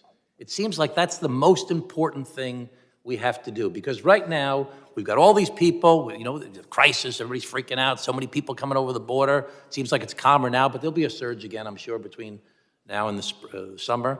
But if people have to wait 5, 6, 7, 8 years and they get a work permit in the meanwhile, then that's going to encourage more people to come. If we could cut down that period, as you said earlier, I think you said 90 days, I've heard 6 months from other people. If we could cut down that period to adjudicate these asylum cases, of which 80% of the people will be denied asylum, and many of whom will be then deported immediately, it'll discourage other people from paying the coyotes and coming over here to do this stuff. So could you explain to me how we can reduce the time that it takes, what's it going to take from this body to reduce the time it takes to adjudicate the asylum cases from what is now years down to a matter of months? Congressman, you are correct that reducing that time would change the risk calculus of intending migrants and deter them from taking the dangerous journey and spending their life savings in the hands of smugglers. The Senate bipartisan legislation would have delivered on that with changes to the system, policy changes to the system, as well as ample resources for us to implement those fixes. Could you tell us some of the policy changes that would happen that would make the asylum process, we have about another 45 seconds, that would make the asylum process happen more quickly so these could be adjudicated? Because when everybody, when they get adjudicated, 80, 70, 80% get denied. And then they're not eligible to be here. So if we could speed that up, we'd stop this from happening. What are the policy changes? Among the compromises that the Senate bipartisan legislation included was raising the credible fear standard, shrinking the disparity between that initial threshold screening standard and the ultimate merits standard. It also resourced, Congressman, our system with 4,300 asylum officers to adjudicate those cases much more swiftly. Well, I want to thank you again for your public service. You know, I'm saddened when I hear some of the stuff that's being hurled about by different people. It's upsetting. It's not productive. We have serious business to do. These are serious problems. We don't want people creating crimes and breaking the law, but we got to work together to solve it. Thank you, Mr. Chairman. Gentleman yields. I now recognize Mr. LaLota, the gentleman from New York, for 5 minutes of questions. Thank you, Mr. Chairman. Mr. Secretary, do we have a problem at the southern border? We certainly have a very significant challenge. Yes, we do. Previously, you've characterized that as not a crisis. Are you willing to say today that there is a crisis at the southern border? Congressman, I have said now repeatedly it's a crisis, and I have never minimized the severity of the challenge at the border, regardless of the words that are used. Appreciate the evolution on that. With 200,000 fentanyl deaths, 1.7 million non-citizens being paroled into the country, and migrant crises in multiple cities, including New York City, how grave is the crisis at the southern border? Congressman, the situation is grave. It requires solutions, and I strongly support and urge Congress to pass the Senate's bipartisan legislation. We're going to get into that in a moment, Mr. Secretary.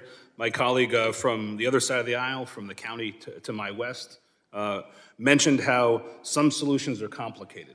I would offer on this, there are some simple solutions which ought to be implemented. And I find it disingenuous that many folks from the other side of the aisle often point to budgetary reasons as why we can't have a secure border. So I want to talk about some non-budgetary reasons, including President Biden's policy choices, specifically his executive orders that he's either issued or rescinded. I think the clerk may have a copy of 64 different, we'll get you on, Mr. Secretary, 64 different executive orders that President Biden has issued that have either rolled back Trump-era border policies that many agree have been successful or implemented some that have made your job more difficult. In the entirety of the 4 years in the Trump administration, there were 2.4 million encounters in this, on the southwest border. In the first 40 months of the Biden administration, there were 7.6 million encounters at the southwest border. So comparatively speaking, 200% more in 20% less of a time. Should the Department of Homeland Security endeavor to have less alien encounters at the southwest border? In between the ports of entry, we are driving to reduce the number of encounters. Yes, indeed, we are. So it's a goal of yours to have less encounters? Yes. Great. Do less encounters lead to less non-citizens being paroled into the country? Yes, Congressman. Great. If there are less non-citizens paroled into the country, will there be less migrant crises like the ones in New York? Congressman, the source of the challenge in New York City is varied. One source of that is a public official's decision to deliberately not communicate. I'm going to reclaim my time, Mr. Secretary. The question was, does less encounters at the border lead to less migrant crises? I'm going to offer that the answer to the question is yes. You may have a different opinion. The focus I'd like to have is on the Remain in Mexico policy, which was when President Biden announced that he was rescinding the Remain in Mexico policy. What do you think went through the mind of a migrant from Central or South America, many of whom come here for economic reasons?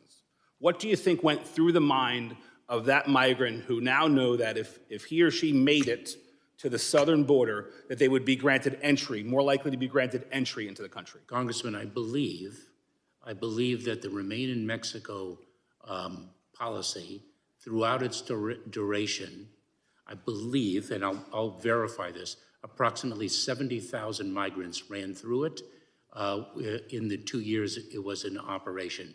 And so I do not, I think that you are overemphasizing. Let me ask you a different question about Remain in Mexico.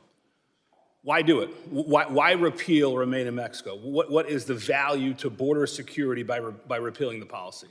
Congressman, it was not an effective policy. It was causing a tremendous amount of human tragedy south of our border, and because it was bad policy, it was rescinded. So your testimony is the increase, the 200% increase of migrant encounters at the southwest border in 20% less time is because of COVID? No, Congressman, I have not testified to that. The situation and the reasons for it are quite varied. The fact of the matter is that the world is experiencing the greatest displacement of people since World War II, and our hemisphere is not spared that reality. I'm going to reclaim my time. Mr. Chairman, President Biden should go back to the successful Trump-era border policies. The Senate should take up H.R. 2, the only bill that has passed either chamber in this town. Mr. Chairman, I yield back. The gentleman yields. I now recognize the gentlelady from Texas, Ms. Sheila Jackson Lee, for 5 minutes of testimony. Or questions. Secretary, I appreciate your presence here today, as I do millions of Americans and the members of this committee who are here seriously to do the work of the American people. Let me, first of all, speak the obvious, since my colleagues want to attribute more money to Democrats. I'm very proud of my legislation, H.R. 3208, which has passed this committee, cyber workforce legislation that has been drafted, which the committee favorably reported in July, it appears, and would also address the question that Mr. Gabarino was speaking about. He has departed, about your workforce issue. If we would pass a number of legislative initiatives, we might move you along further. And this bill in particular talks about cyber workforce, which is one of my very serious issues. Let's train them. Let's give them internships or access, and let's put them to work. And I think if we did that, you would have at least a portion of the battle where you would have a staff that could begin working at Homeland Security. It is a place that I have heard people are interested in working primarily to defend their nation. So let's see if we can do something constructive in this committee. But I do want to address the question of dealing with the articles of impeachment, willful and systemic refusal to comply with the law. It's always difficult to ask someone to detail their own failings, frailties. Do you believe, Mr. Secretary, that you have failed to comply with the law? And where would you do better in complying with the law on behalf of the American people? Congresswoman, I've been in public service, I think, about 22 years. I've taken the oath, I think, 5 times, maybe 6. I've adhered to the oath to which I have sworn, and I have abided by the law each and every step of the way. When your question is asked over and over again, and this is for the American people, if you're still tuning in about whether the southern border is secure, they need that answer. And so I would ask the question, as someone who believes that you do the best with what you have and you work hard, and that we owe the American people the duty of a secure border, what more would you do if that was the question and the answer was that we need to do more? What more would you do to secure the American border if you felt that was necessary and that you wanted to tell the American people this is what I needed to have? Congresswoman, we are dealing with a fundamentally broken immigration system. That is our fundamental problem. And I would encourage Congress to pass a bipartisan Senate legislation that would bring tremendously advancing reform to the broken immigration system, and it would also resource our department to execute those reforms advantageously. It seems a simple proposition to me, and throughout the entire questioning that I've decided to sit and listen, I've heard no offering of a resolution by my friends on the other side of the aisle. There is absolutely nothing to answer the second article of impeachment, breach of public trust. And that is that we know that Congress has the sole power of impeachment, and that you shall be removed for the breach of trust. Then what is that breach? What is your belief is a breach of trust? Congresswoman, I'm not aware of any, and let me assure you that I do not spend time on the impeachment proceedings. I focus my attention exclusively on the work of the Department of Homeland Security. We do know that, and that is an answer that I wish some of our colleagues who decide to not be here for that to be able to listen. We do know that Iran, for example, is a major proponent of terrorism, and they decided to exercise that definition by bombarding Israel with 300 of the missiles that they decide to use, the drones that they decide to use against an ally for this horrible attack. What then would you give as an answer? Did we, the United States, generate an attack on Israel? Was that our doing? No, it was not, Congresswoman. And are we prepared to be supportive in helping to defend our homeland?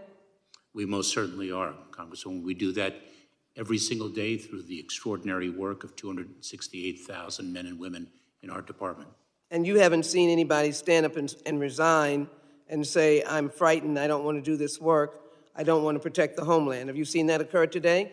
I have not, and people risk their lives every single day on behalf of our country, both in the department, in other departments, and of course, in our branches of the military. Well, let me Gentlelady's time has expired, and I now gentlelady's time has expired, and we're having to insist on the 5 minutes I know because he would of want the me to time say remaining. that, Mr. Chairman. I see no Gentlelady is reason not for recognized. the gentleman to be Gentlelady is not recognized. I see no I reason now for the gentleman to be recognize impeached. Mr. Ezell, the gentleman from I thank Mississippi. the chairman. There's no reason for him to be Thank you, impeached. Mr. Chairman. Thank you. Secretary Mayorkas, your open border policies have granted parole to a host of illegal aliens from regions in the Middle East and West Africa that are known for hotbeds for terrorism. Clearly, this administration's policies have emboldened countries such as Iran, like what we saw over the weekend with their attacks on Israel. Can you tell me confidently that this committee that no current or former Iranian Revolutionary Guard Corps members or members of Islamic terrorist organizations have been granted parole into the United States? Congressman, let me assure you that an individual who poses a threat to our national security is a priority for detention and removal. What about anyone from the People's Liberation Army of the Chinese Communist Party? Same answer, Congressman. Mr. Secretary, I want to switch to DHS violations for Americans on free speech. 4 months ago, the Assistant Secretary of Cyber at DHS testified at the Oversight Subcommittee that, I quote, countering disinformation that threatens the homeland and providing the public with accurate information in response are critical to fulfilling DHS's congressionally mandated missions, unquote. Secretary Mayorkas, do you believe Congress has given DHS the authority to use censorship to counter disinformation? Congressman, we do not censor free speech. We abide by the First Amendment. Secretary Mayorkas, the Fifth Circuit Court of Appeals in Missouri versus Biden found that CISA, and I quote again, likely significantly encouraged the social media platforms' content moderation decisions and thereby violated the First Amendment. Did you know your agency was pressuring social media platforms to censor Americans? Congressman, we do not censor speech. We do not pressure platforms to do so, and I believe the trial court's ruling was reversed in part by the appellate court. I cannot speak further because I believe the litigation continues. Documents recently obtained through the Freedom of Information Act, FOIA, show that DHS argued the agency has the authority to regulate misinformation, disinformation, and malinformation. However, the content of these documents has been redacted. I've questioned members of CISA regarding this and was not satisfied with their response, So I'll ask you, what congressional authorities does DHS have in the MDM space? Oh, let me give you some that we do, Congressman, because I'm sure you will support it. When human smuggling organizations spread disinformation with respect to the policies of the Department of Homeland Security, we publish accurate information with respect to our policies. When criminal organizations domestically in the wake of a natural disaster spread disinformation to victims of that natural disaster to deceive them to fall prey to those criminal organizations, we provide accurate information with respect to what FEMA does and does not do. When a foreign adversary spreads disinformation with respect to the processes of our elections, for example, if you don't make it to the voting booth on time on Tuesday, don't worry, you can vote on Wednesday. We actually communicate accurate information with respect to the election process in coordination with state and local officials. That is the type of work that we do, and I know that you endorse that work wholeheartedly, given the fact that it is about enforcing the law and making sure that people do not fall prey to criminals who do not seek to enforce the law. Will the gentleman yield first? Yes. Mr. Secretary, is DHS able to touch each individual that the nefarious actors are touching? Now, and I respect that what you just told us, but my concern is, and I hope this is happening, but is DHS able to reach out to all the bodies that the nefarious actors are engaging with the right information to oppose the negative information? We seek to disseminate the accurate information as broadly as possible. Does that live on the site, DHS site, or is it in the social media platforms? We have web pages that disseminate and broadcast that, and we also use force multipliers, our state, local, tribal, territorial partners, state and local law enforcement, et cetera, Congressman. That's fine. Gentleman's time has expired. I now recognize Mr. Swalwell, the gentleman from California and the ranking member on the Subcommittee of Cybersecurity and Infrastructure Security. Mr. Secretary, welcome back, and thank you and the men and women at your department for what they're doing during this especially vulnerable time for the homeland. You know, I know it's probably not comfortable for you, to have any of us reference the impeachment that Speaker Johnson brought to the floor, but I just want to get some dates right. Was it February 13 when Speaker Johnson was finally able to get the votes to impeach you? Was that the date? I don't recall that. I think it was February 13. And by the way, it was kind of a second serve impeachment, if we're using like a tennis analogy. The first one was a fault. They couldn't get the votes. In pickleball, you would have only gotten one serve, and that would have been it. But if it was tennis, they got a second serve and barely were able to do it. Today, it's April 16, so I'm not great at math, but I think that's 2 months. Have the impeachment articles, as we sit here today, been sent over to the Senate for a trial? Are you aware? I don't know whether something has occurred while I have been testifying before this committee, Congressman. I only bring that up because, again, like we were told, there's this urgency, there's this crisis at the border. We got to do this now. We got to, bring one of our, colleagues who's suffering and going through cancer treatments that we're all rooting for. We got to bring him out of those treatments so he can come and be the pivotal vote so that we can get you impeached and sent over to the Senate. It's been 2 months, and it's still not over at the Senate. So I don't think it's the urgency that we were told. It seems like it was more the former president wanted us to do this, and so Speaker Johnson did it, and we seem to go wherever the former president wants us to go, if that's on border policy, if that's on funding Ukraine.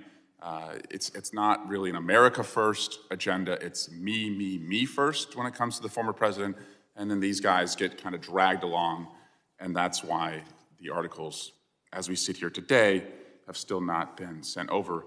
But I want to talk a little bit about disinformation.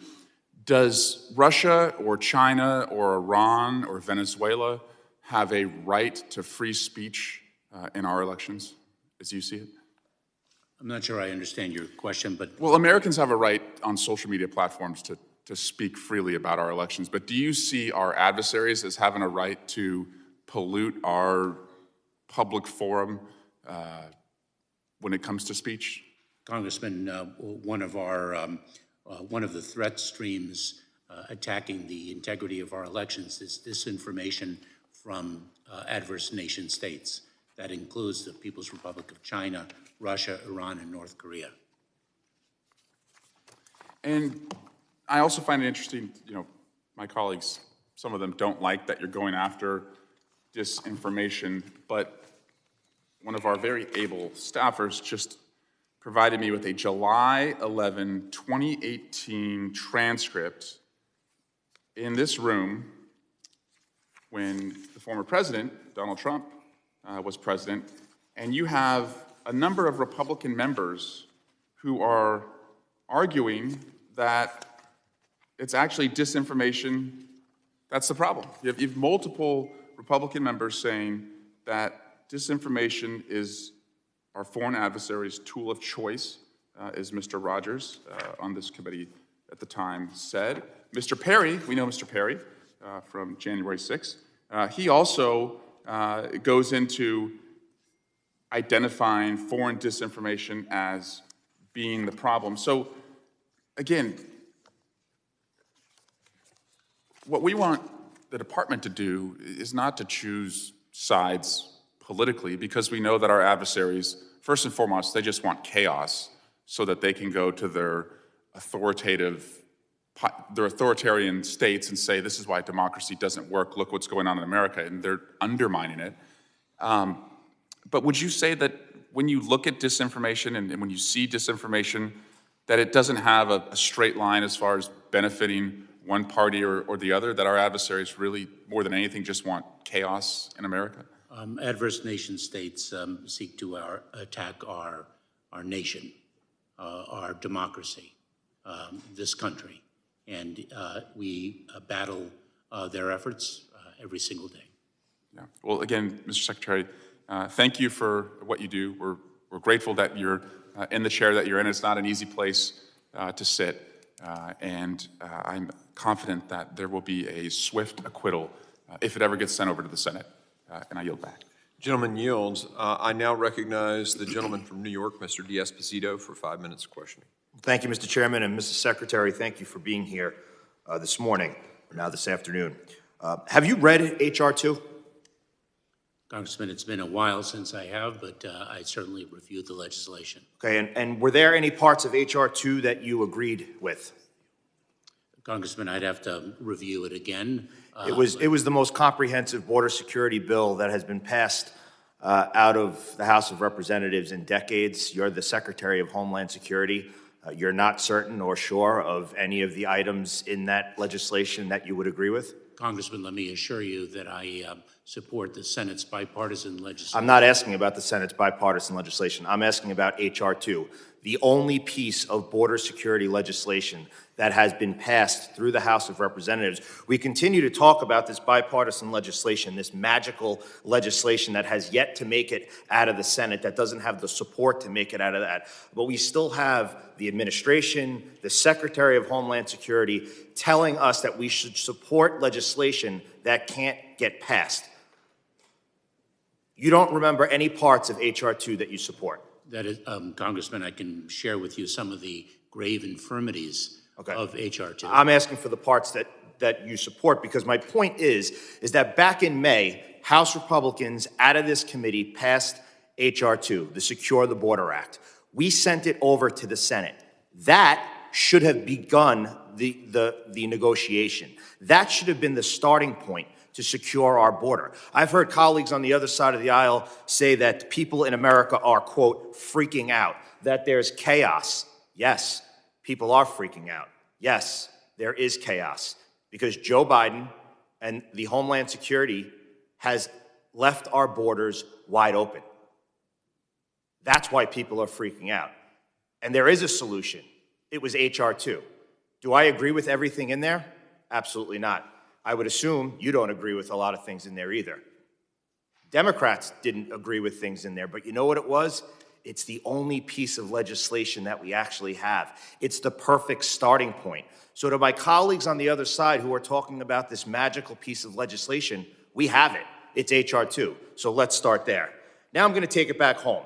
So time after time, this committee has listened to the devastating impact that the border crisis has, of course, because of the policies that have been implemented by you and President Biden.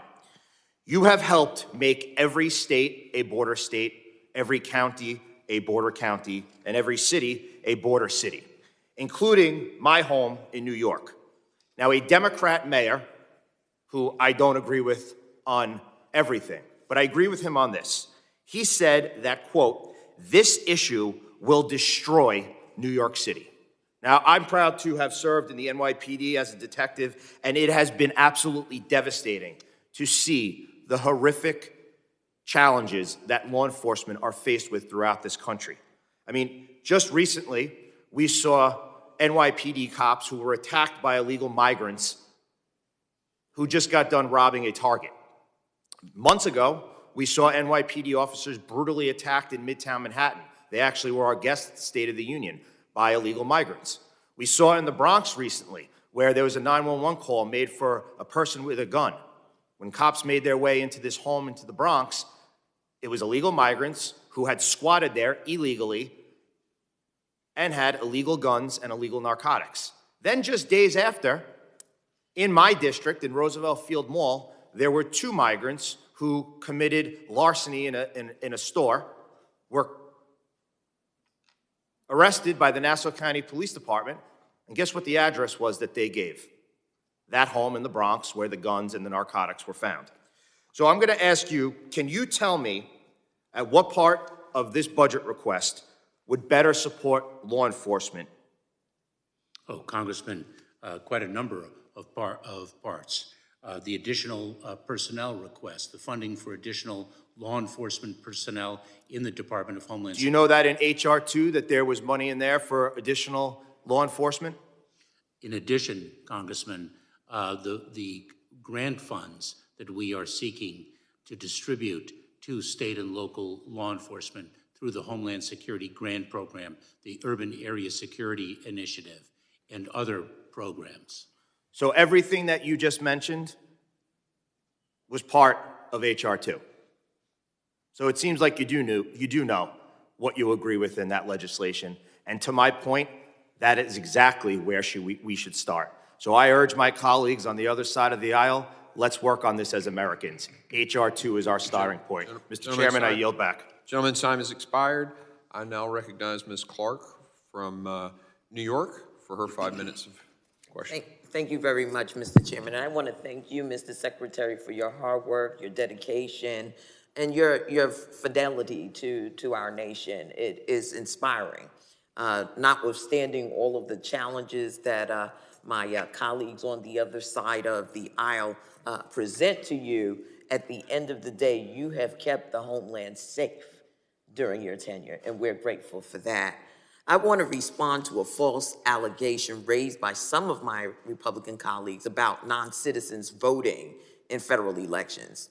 First of all, federal law already prohibits non-citizens from voting in federal elections, and there is absolutely zero evidence that there are significant violations of that law.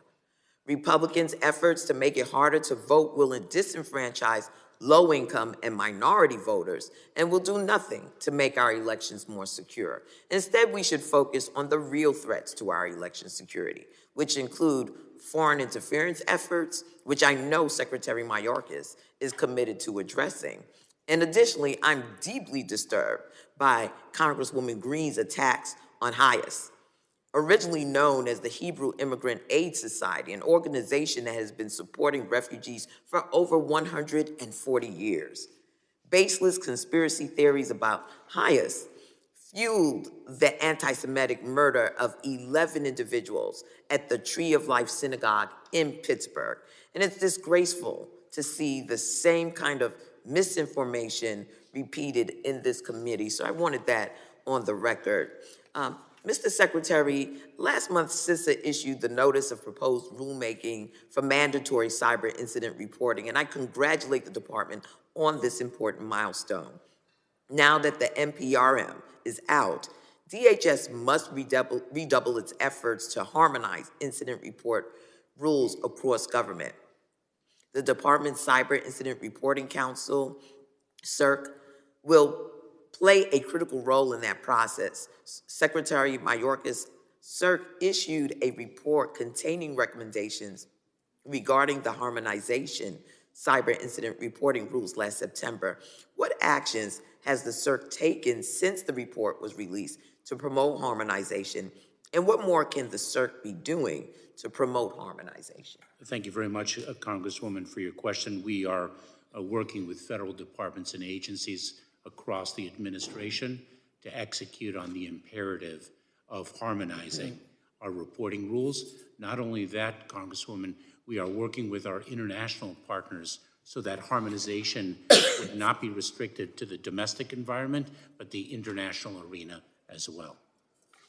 That's good news. As part of the Infrastructure Investment and Jobs Act, Congress provided $1 billion in grants to state, local, and tribal and territorial governments to strengthen their cyber defenses.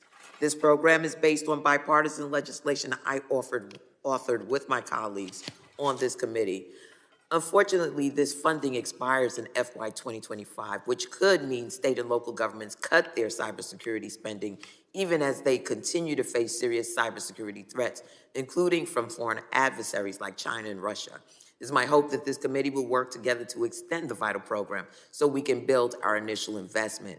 Secretary Mayorkas, do you agree with me that state and local governments will continue to need federal support as they defend their cyber intrusions? And will you commit to working with me and this committee to reauthorize the state and local cybersecurity grant program? I do and I will, Congresswoman. Wonderful. And Mr. Secretary, just one other note of concern, and that's with the nation of Haiti.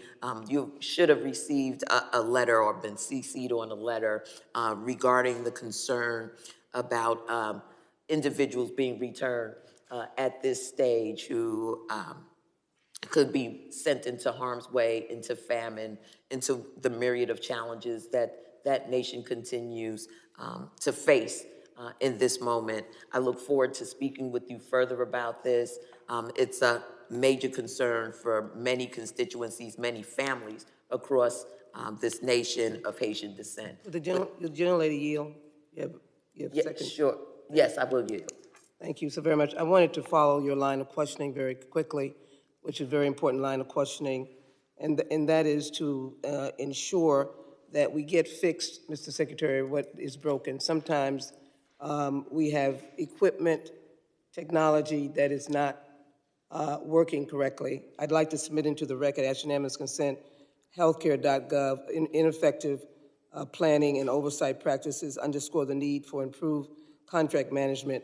Will you continue to access getting our equipment refunded or improved so that we can work with equipment that will help you do the job? Yes, Congressman. So ordered, and it's entered into the record, and the gentlelady's time has expired. I thank you for yielding. Absolutely. I now recognize the gentlelady, Ms. Lee from Florida, for 5 minutes of questioning. Secretary Mayorkas, I'd like to continue the discussion about the Cybersecurity and Infrastructure Security Agency, and specifically the Chemical Facilities Anti-Terrorism Standards Program that is overseen by CISA. The CFATS program, would you please describe for us how your budget provides continued support for the CFATS program? Congresswoman, I'll have to remind myself of the specific funding for that program. That funding is very important, and of course it has been in tremendous peril recently. We strongly support the continuation of the CFATS program. It enables us to ensure that high-risk chemical facilities are as secure as they need to be.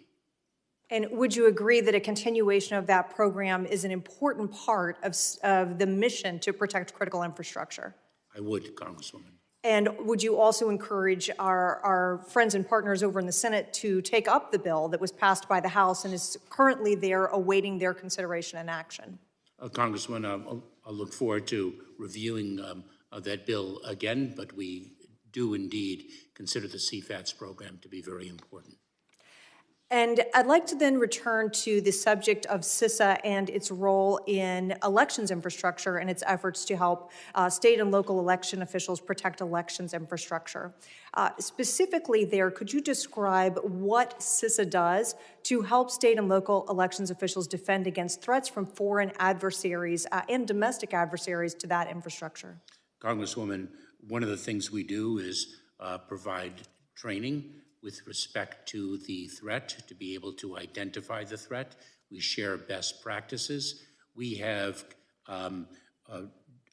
marked election security as one of the 6 priority areas in some of our Homeland Security grant programs to ensure that state and local jurisdictions devote needed resources to a fundamental need of our country, and that is to safeguard the integrity of our election processes. And moving to the question of breaches and cyber attacks, what efforts is CISA making to bolster its own internal cybersecurity? I know they were victim to a recent cyber attack. Can you describe for us the efforts internal to CISA on cybersecurity? Congresswoman, so that is a priority for the department as a whole. Our Chief Information Officer and that team is consistently working day in and day out to enhance our security. In addition, CISA works to enhance the cybersecurity of the federal civilian domain. It issues binding operational directives based on what it learns from particular incidents to ensure that agencies and departments are patching or protecting themselves against detected vulnerabilities. This is a very significant mission area of ours. The cybersecurity threat vector is not, unfortunately, diminishing. Related to HSI, I'd like to go back to that subject, which you addressed earlier as it related to some transnational gang activities. But specifically within your budget, I'd like to discuss HSI and its operations related to child exploitation and human trafficking.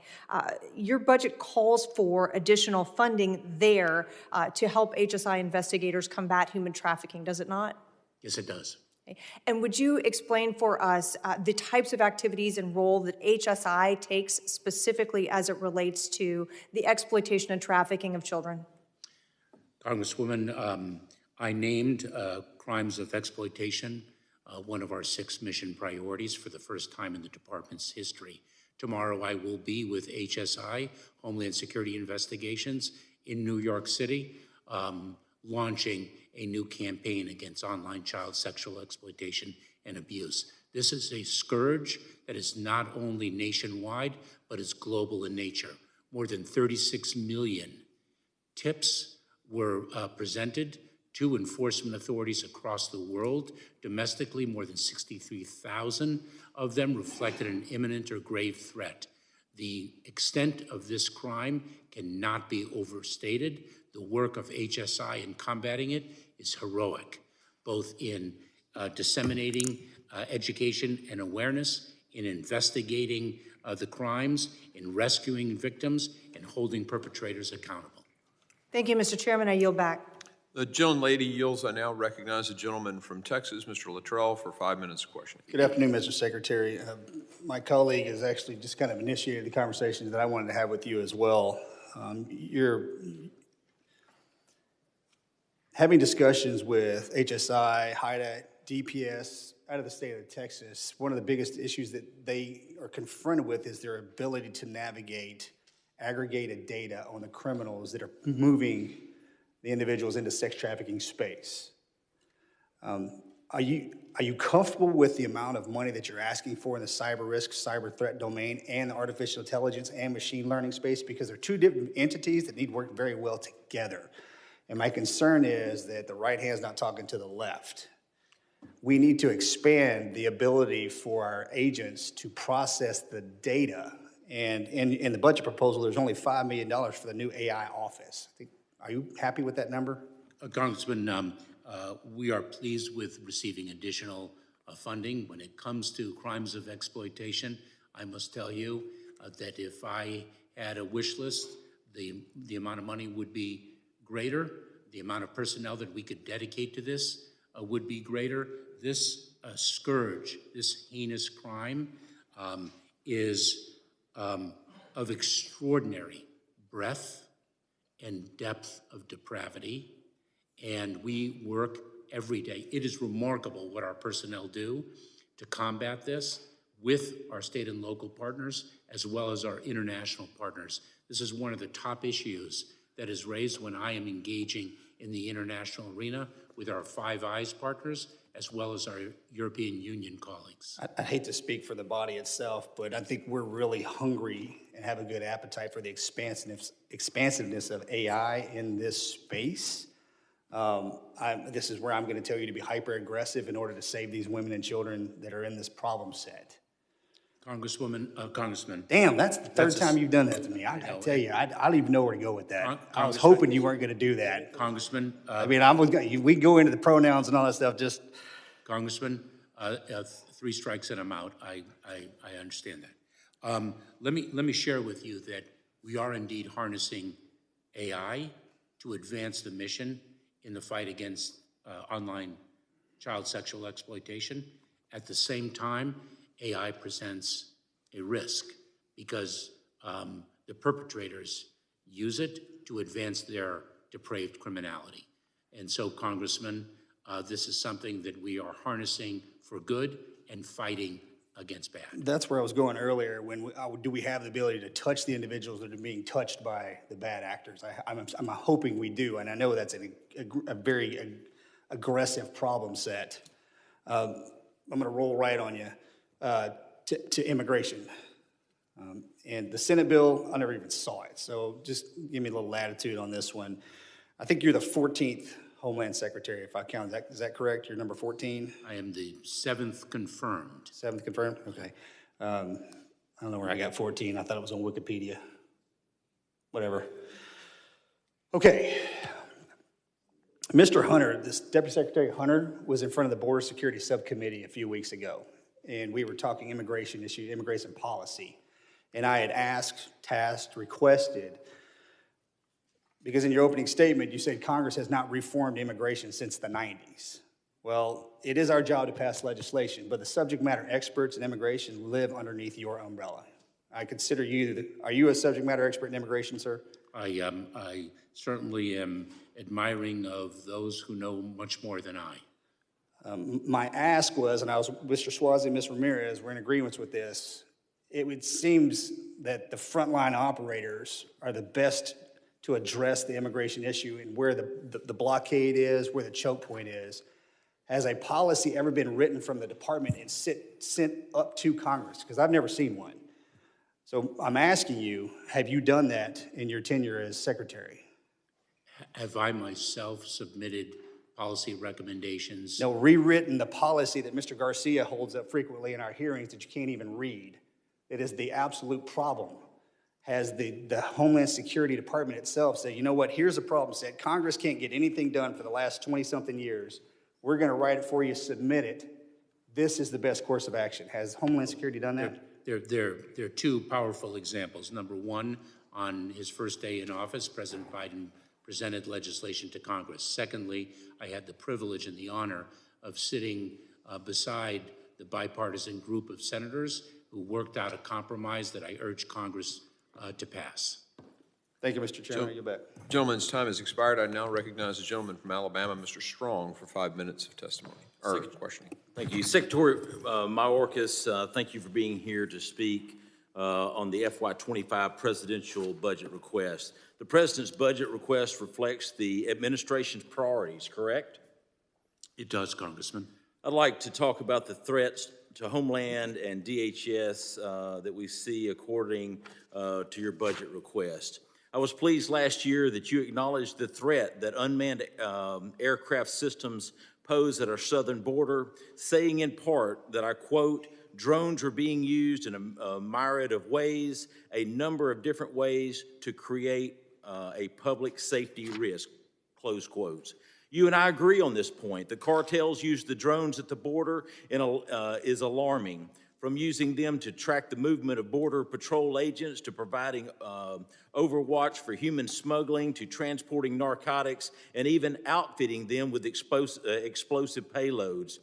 While for each drone that the CBP flies, the Mexican cartel flies 17, based on the last information I got. This issue hasn't improved since last year. In fact, last month in a Senate hearing, NORAD Commander General Gio testified that the number of drone incursions alarmed him, saying that he has, quote, talked to CBP who are responsible for UAS incursions at the border, and they put the number of incursions at thousands. He went on to say that he sees the potential of a threat posed by drones to the national defense as only growing. Secretary, is counting the illicit use of drones at the border a priority for DHS and CBP?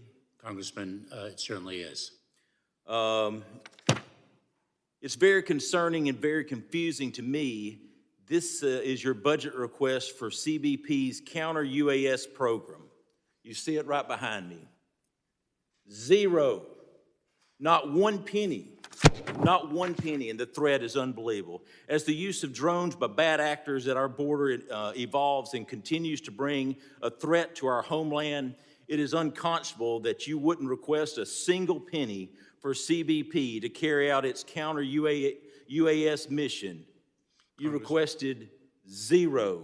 Thousands of UAV flights into U.S. airspace by Mexican cartel have the ability, we've got the ability to block, drop, or intercept these drones. Moving on, I want to revisit the ICE detention bed issue that my colleagues have mentioned today. As illegal aliens continue to pour across the southern border, your FY25 budget requests funding for just 34,000 ICE beds, barely half of the 60,000 beds requested by the Trump administration in FY21. In May of 2021, you testified in a House subcommittee hearing that you are, quote, concerned about the overuse of detention, close quote. Is it safe to presume that this is why you want to cut bed space and release illegal aliens on the streets of America? Congressman, it is not my desire to cut detention beds, and I should say returning the counter-UAS authorities. We are seeking to harness artificial intelligence to amplify the strength of our counter-UAS capabilities. Well, I'll tell you this right here on the UAS, we have the technology. Matter of fact, in my community where I live in Huntsville, Alabama, where we could block them, drop them, or intercept them. It's being used in Ukraine. It's being used in Israel. The only thing is that capability, you've got to request it to make sure that it happens. So I'll promise you, I hope that we can come to a reason, because when those UAVs are coming into America, setting down, dropping fentanyl, being stuffed full of cash, and flying back to the Mexican cartel, it's totally unacceptable, and I take you for your word that you're going to do something about it. If Congress is willing to fund even more ICE bed space or near Trump-era levels, would this be a solution to detaining more illegal aliens? Congressman, the greater the detention capacity, the greater our ability to detain more people. The bipartisan Senate legislation funded 50,000 detention beds, and that's a powerful example. Thank you, Mr. Secretary. Mr. Secretary, at the beginning of 2022, you testified to Congress that you had operational control of the border. Then the following hearings, you backtracked to alter the definition of operational control. Now in 2024, in a hearing last week, you testified that we have a crisis at the southern border. Are you finally admitting to what the American people have known to be true, that your border policies don't work? Mr. Chairman, I yield back. Gentleman's time has expired. I now recognize the gentleman from Oklahoma, Mr. Burkeen, for 5 minutes question. I thank the chairman. Mr. Secretary, I'm really concerned about Real ID compliance. I want to shift a narrative to discuss that, which would be a part of budget implementation. Real ID, under your administration, says by 2025 there will be compliance. It was designed, supposed to build confidence in the identity of travelers post 9/11 to protect our U.S. citizenry. That's how it was sold when it was passed years ago. Under your leadership, the department is going to start implementing this transportation Security Administration, TSA, will be prohibited from accepting driver's license and identification cards that don't meet certain standards, federal standards. You've said that you're continuing to work closely with U.S. states to meet the Real ID requirements. So here's where I'm going to take this. I've heard from 2 Illinois state lawmakers that illegals in their states, they've got verification, are now able to obtain Real ID compliant driver's license. I want to reiterate that. In Illinois, illegal aliens now can get Real ID compliant driver's license by checking the box on, quote, employment authorization document, which is one of the subsets on the state website that is required by the state of Illinois as an option. It can be obtained by this illegal, but it comes under the parole, which has been something that's been implemented by you in this administration. And so with that parole, this employment authorization document box can be checked. And this, in my opinion, and I think that most Americans would say this totally undermines Real ID compliance given the lack of background checks that goes into knowing who these people are. There's a real lack of information. Yes, you can do some Interpol. Yes, you can do some background checks, but you have, in terms of the United States' ability to understand who these people really are, we don't. Is Real ID compromised? I believe it is. And I think this is a glaring fault in the system. And so I'm going to go to a quick question to you, yes or no. Should illegal aliens get Real ID driver's license? Congressman, I look forward to following up with you on the integrity of the Real ID program as it is envisioned and we are phasing in. That has been a program. Because I've got limited time, Mr. Secretary. Yes or no, should illegal aliens have the option, in your opinion, to get Real ID compliant driver's licenses? Yes or no? Congressman, I look forward to following up with you. Okay, I wish you'd had a no on that. Next question. Should illegal aliens vote? As Illinois and New York, we know that they're voting. Should illegal aliens be allowed to vote in this country, yes or no? It is my understanding that illegal aliens cannot vote in federal elections. Are they allowed to vote? The answer is yes. In New York and in Illinois, they are allowed to vote. And so whether it's federal elections or others, my question to you all ago, I'd love your answer. Should they be allowed to vote? Congressman, that policy issue is outside the remit of the Department of Homeland Security. It is our obligation. I need to move on for time, I'm sorry.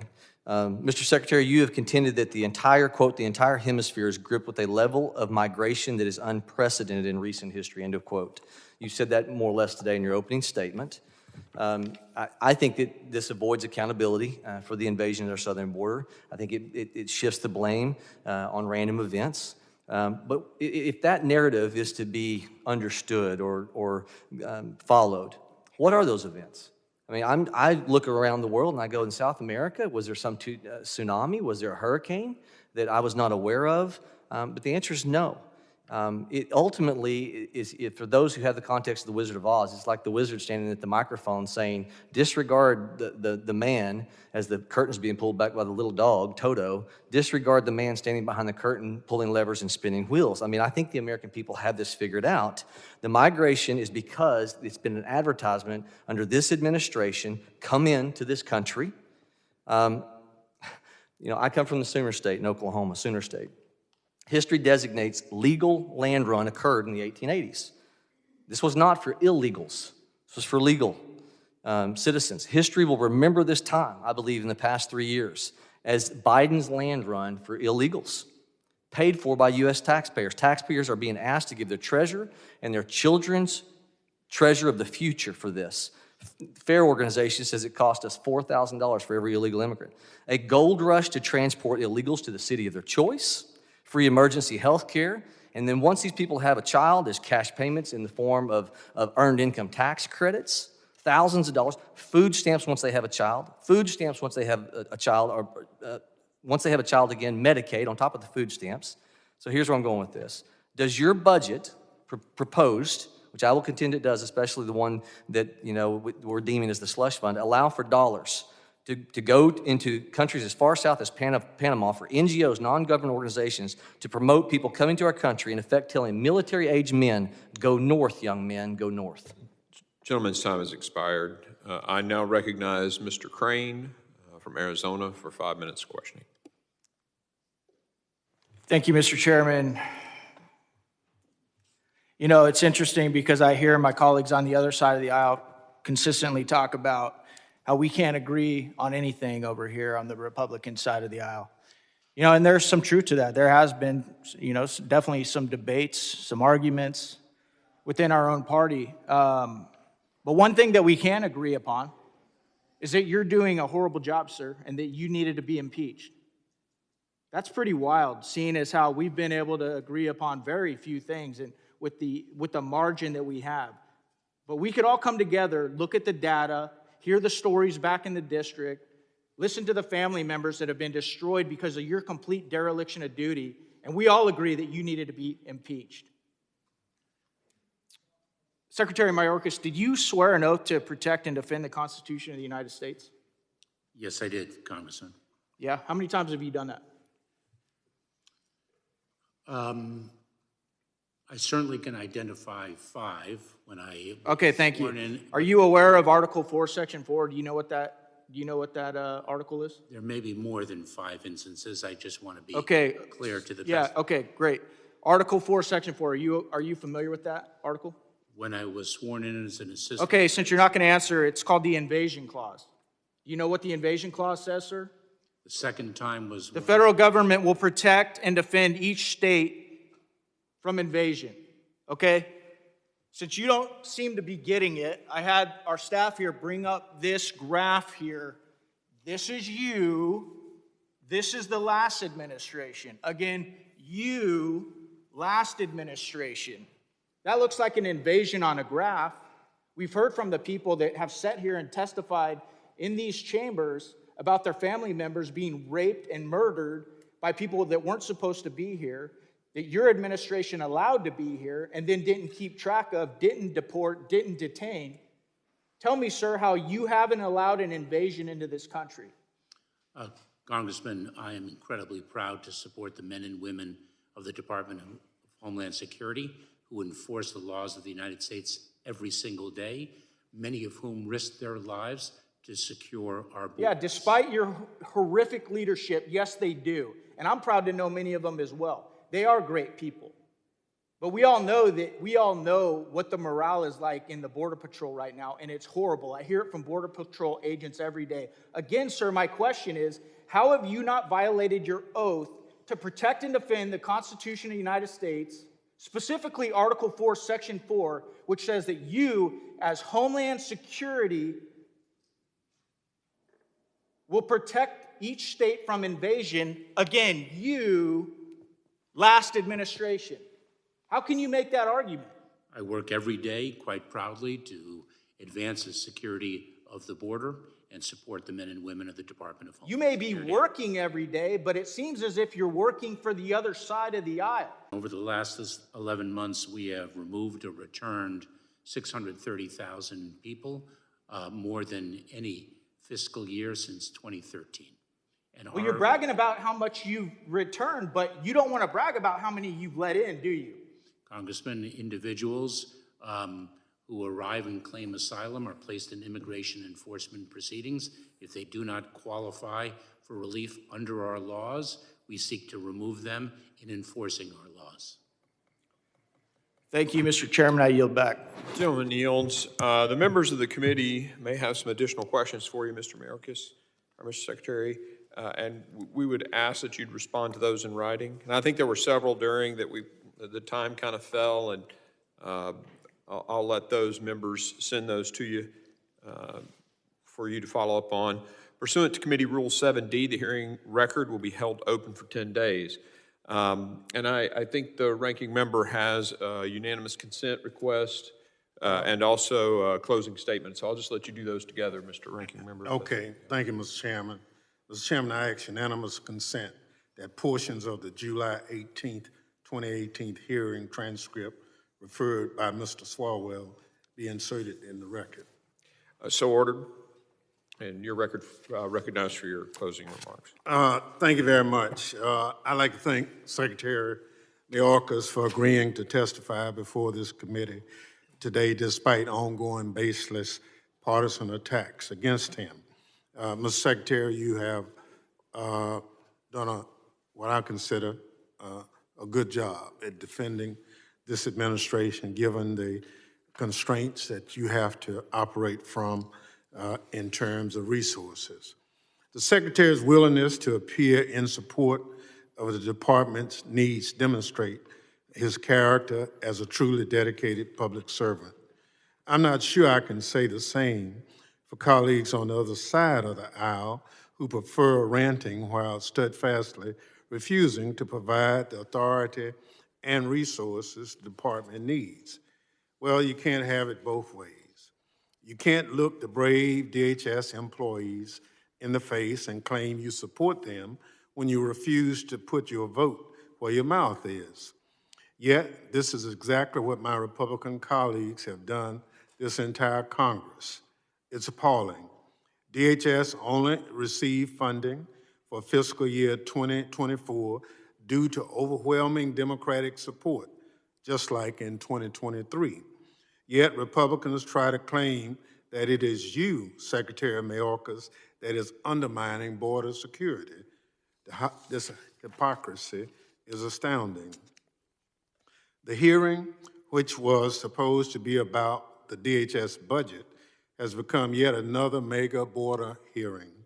I did not hear one Republican colleague raise concerns about whether FEMA will have the funding needed to respond to an increasing number of deadly national disasters, nor did they engage with DHS's work to defend against legitimate threats to our 2024 election. Instead, choosing to waste time drumming up anti-immigrant sentiment with unfounded allegations. Nor did they want to discuss how the department is responding to domestic terrorist attacks that have left American communities scared and outraged. DHS is tasked with handling all of these issues and more. Yet my Republican colleagues seem more interested in pretending to be outraged than doing the hard work of government. This is simply not the way to get things done.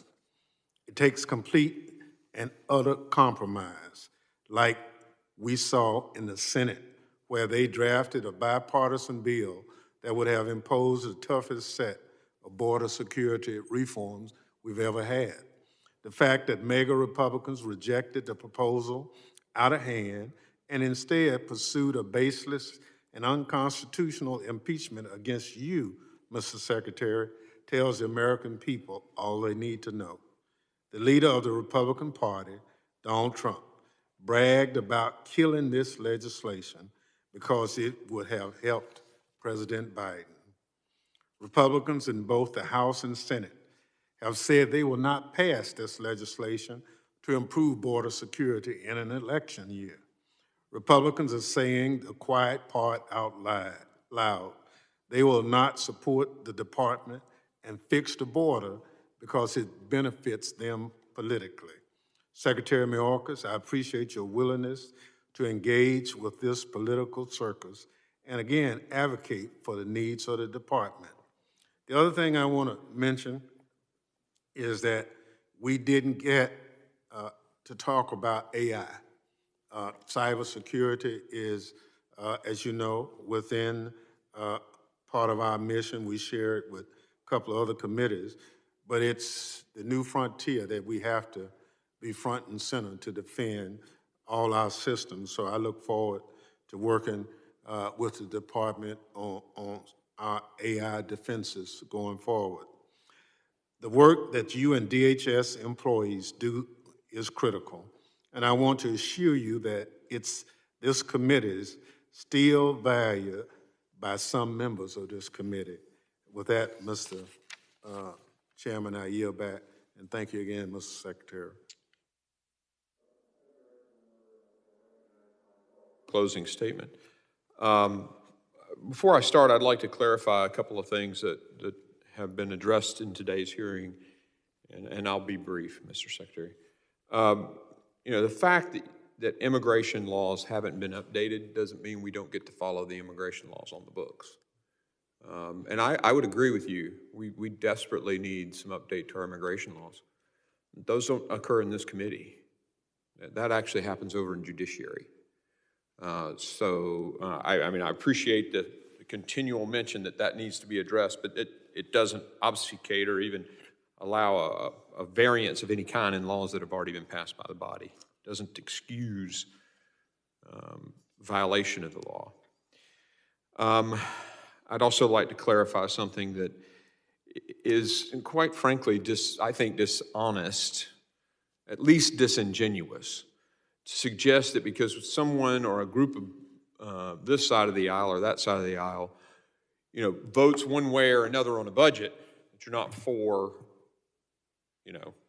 spending money to increase border security.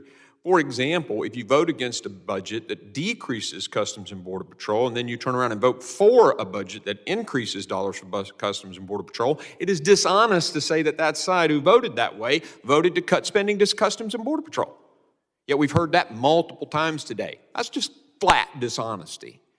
If that's all you got to say to support or defend the actions at the southern border, well, I guess that tells everybody the truth about what's really going on. Another point I'd like to clarify.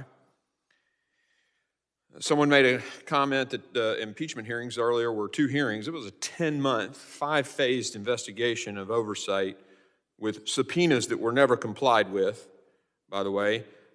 So this notion that there were 2 hearings is just false.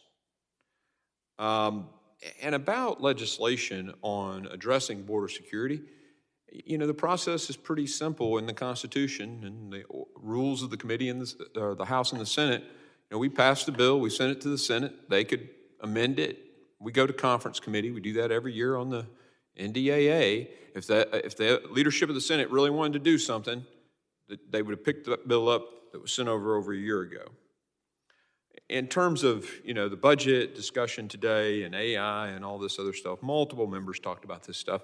I want to make sure I clarify because, you just don't get to say, this happened in some kind of Jedi mind trick and tell the American people that the people here on this side of the aisle didn't talk about AI. Ms. Lee talked about AI, about human trafficking. Mr. Garbarino talked about AI, cybersecurity. I mean, it's just somewhat infuriating that people just think they can say something that's not true and everybody's going to believe it. So I want to correct the record on that. I have to be candid. Your 2025 budget request, I think, undermines our country's ability to handle national security. I think this idea of cutting Customs and Border Patrol, creating some slush fund that you guys get to decide on your own how to use, is really contrary to the whole founding principles of us doing a budget here, sending it to you guys, y'all execute that budget. That was what our founders envisioned. So creating slush funds, it's against the whole foundation of the Constitution. And so that's why things like that aren't supported in this budget, other budgets that do get voted on and authorizations. Underfunding Customs and Border Protection facilities, I think it's just going to result in an increased flow of migrants across the border. When we catch and release and do those kinds of things, it's a motivation. People come because it's an incentive to come. And that's why it's important for us not to see cuts to those. And we know a lot of the dollars in this slush fund are going to do nothing but continue the policies that you've been doing, which is just ushering more people in. I think the interesting number to me, if you look at the curve on known gotaways, as you pull people off the border to process, the known gotaways number actually flatlines or decreases a little bit because they're not out there to see the known gotaways, right? So they don't see them because they're not out on the border. They're actually processing people. So I think that unknown number just increases massively. But that's speculation on my part. But it's good common sense. And that's a number we have no clue how big that number is. But we brought it in this committee many times and have shown the videos, from ranchers where folks are wearing camouflage. You've seen the carpet shoes, I'm sure, Mr. Secretary, that have been piled up in Arizona, just inside the border, and the backpacks, which we know are full of fentanyl. During your tenure as Secretary, a record number of illegal aliens have crossed into the country, many of whom have connections to transnational criminal organizations. You're from California originally. The very good reporting on how the Honduran cartels have linked up with the gangs in San Francisco and created this nexus is shocking. It's all happened on your watch. Most recently, of course, and it's been mentioned here an illegal alien murdered a college student, Laken Riley, paroled by your department into the country, and left a trial of crime in his path.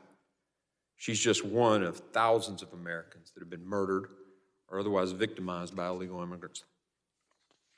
The most gut-wrenching part of her murder is that it could have been prevented if you and your administration had chosen to enforce the laws on the books. But that young woman's dead, simply because the laws weren't followed. Mr. Secretary, the number of known gotaways I've talked about already, that number's trailed off because we're not out on the border looking anymore. I don't want to imagine that undetected number. It just scares me to death. It seemed to scare Mr. Ray, or Director Ray. He talked about that when he was here testifying. You claim that your budget will address the issues we face at our border, but if we look at the numbers, the math doesn't add up to me. FY25, DHS seeks to hire only 350 new Border Patrol agents.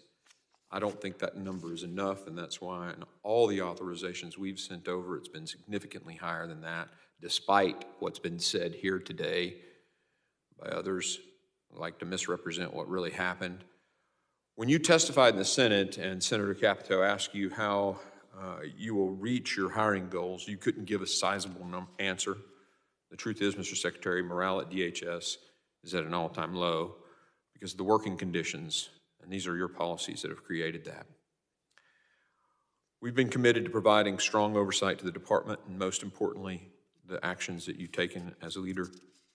We've investigated those policies, we've investigated those failures.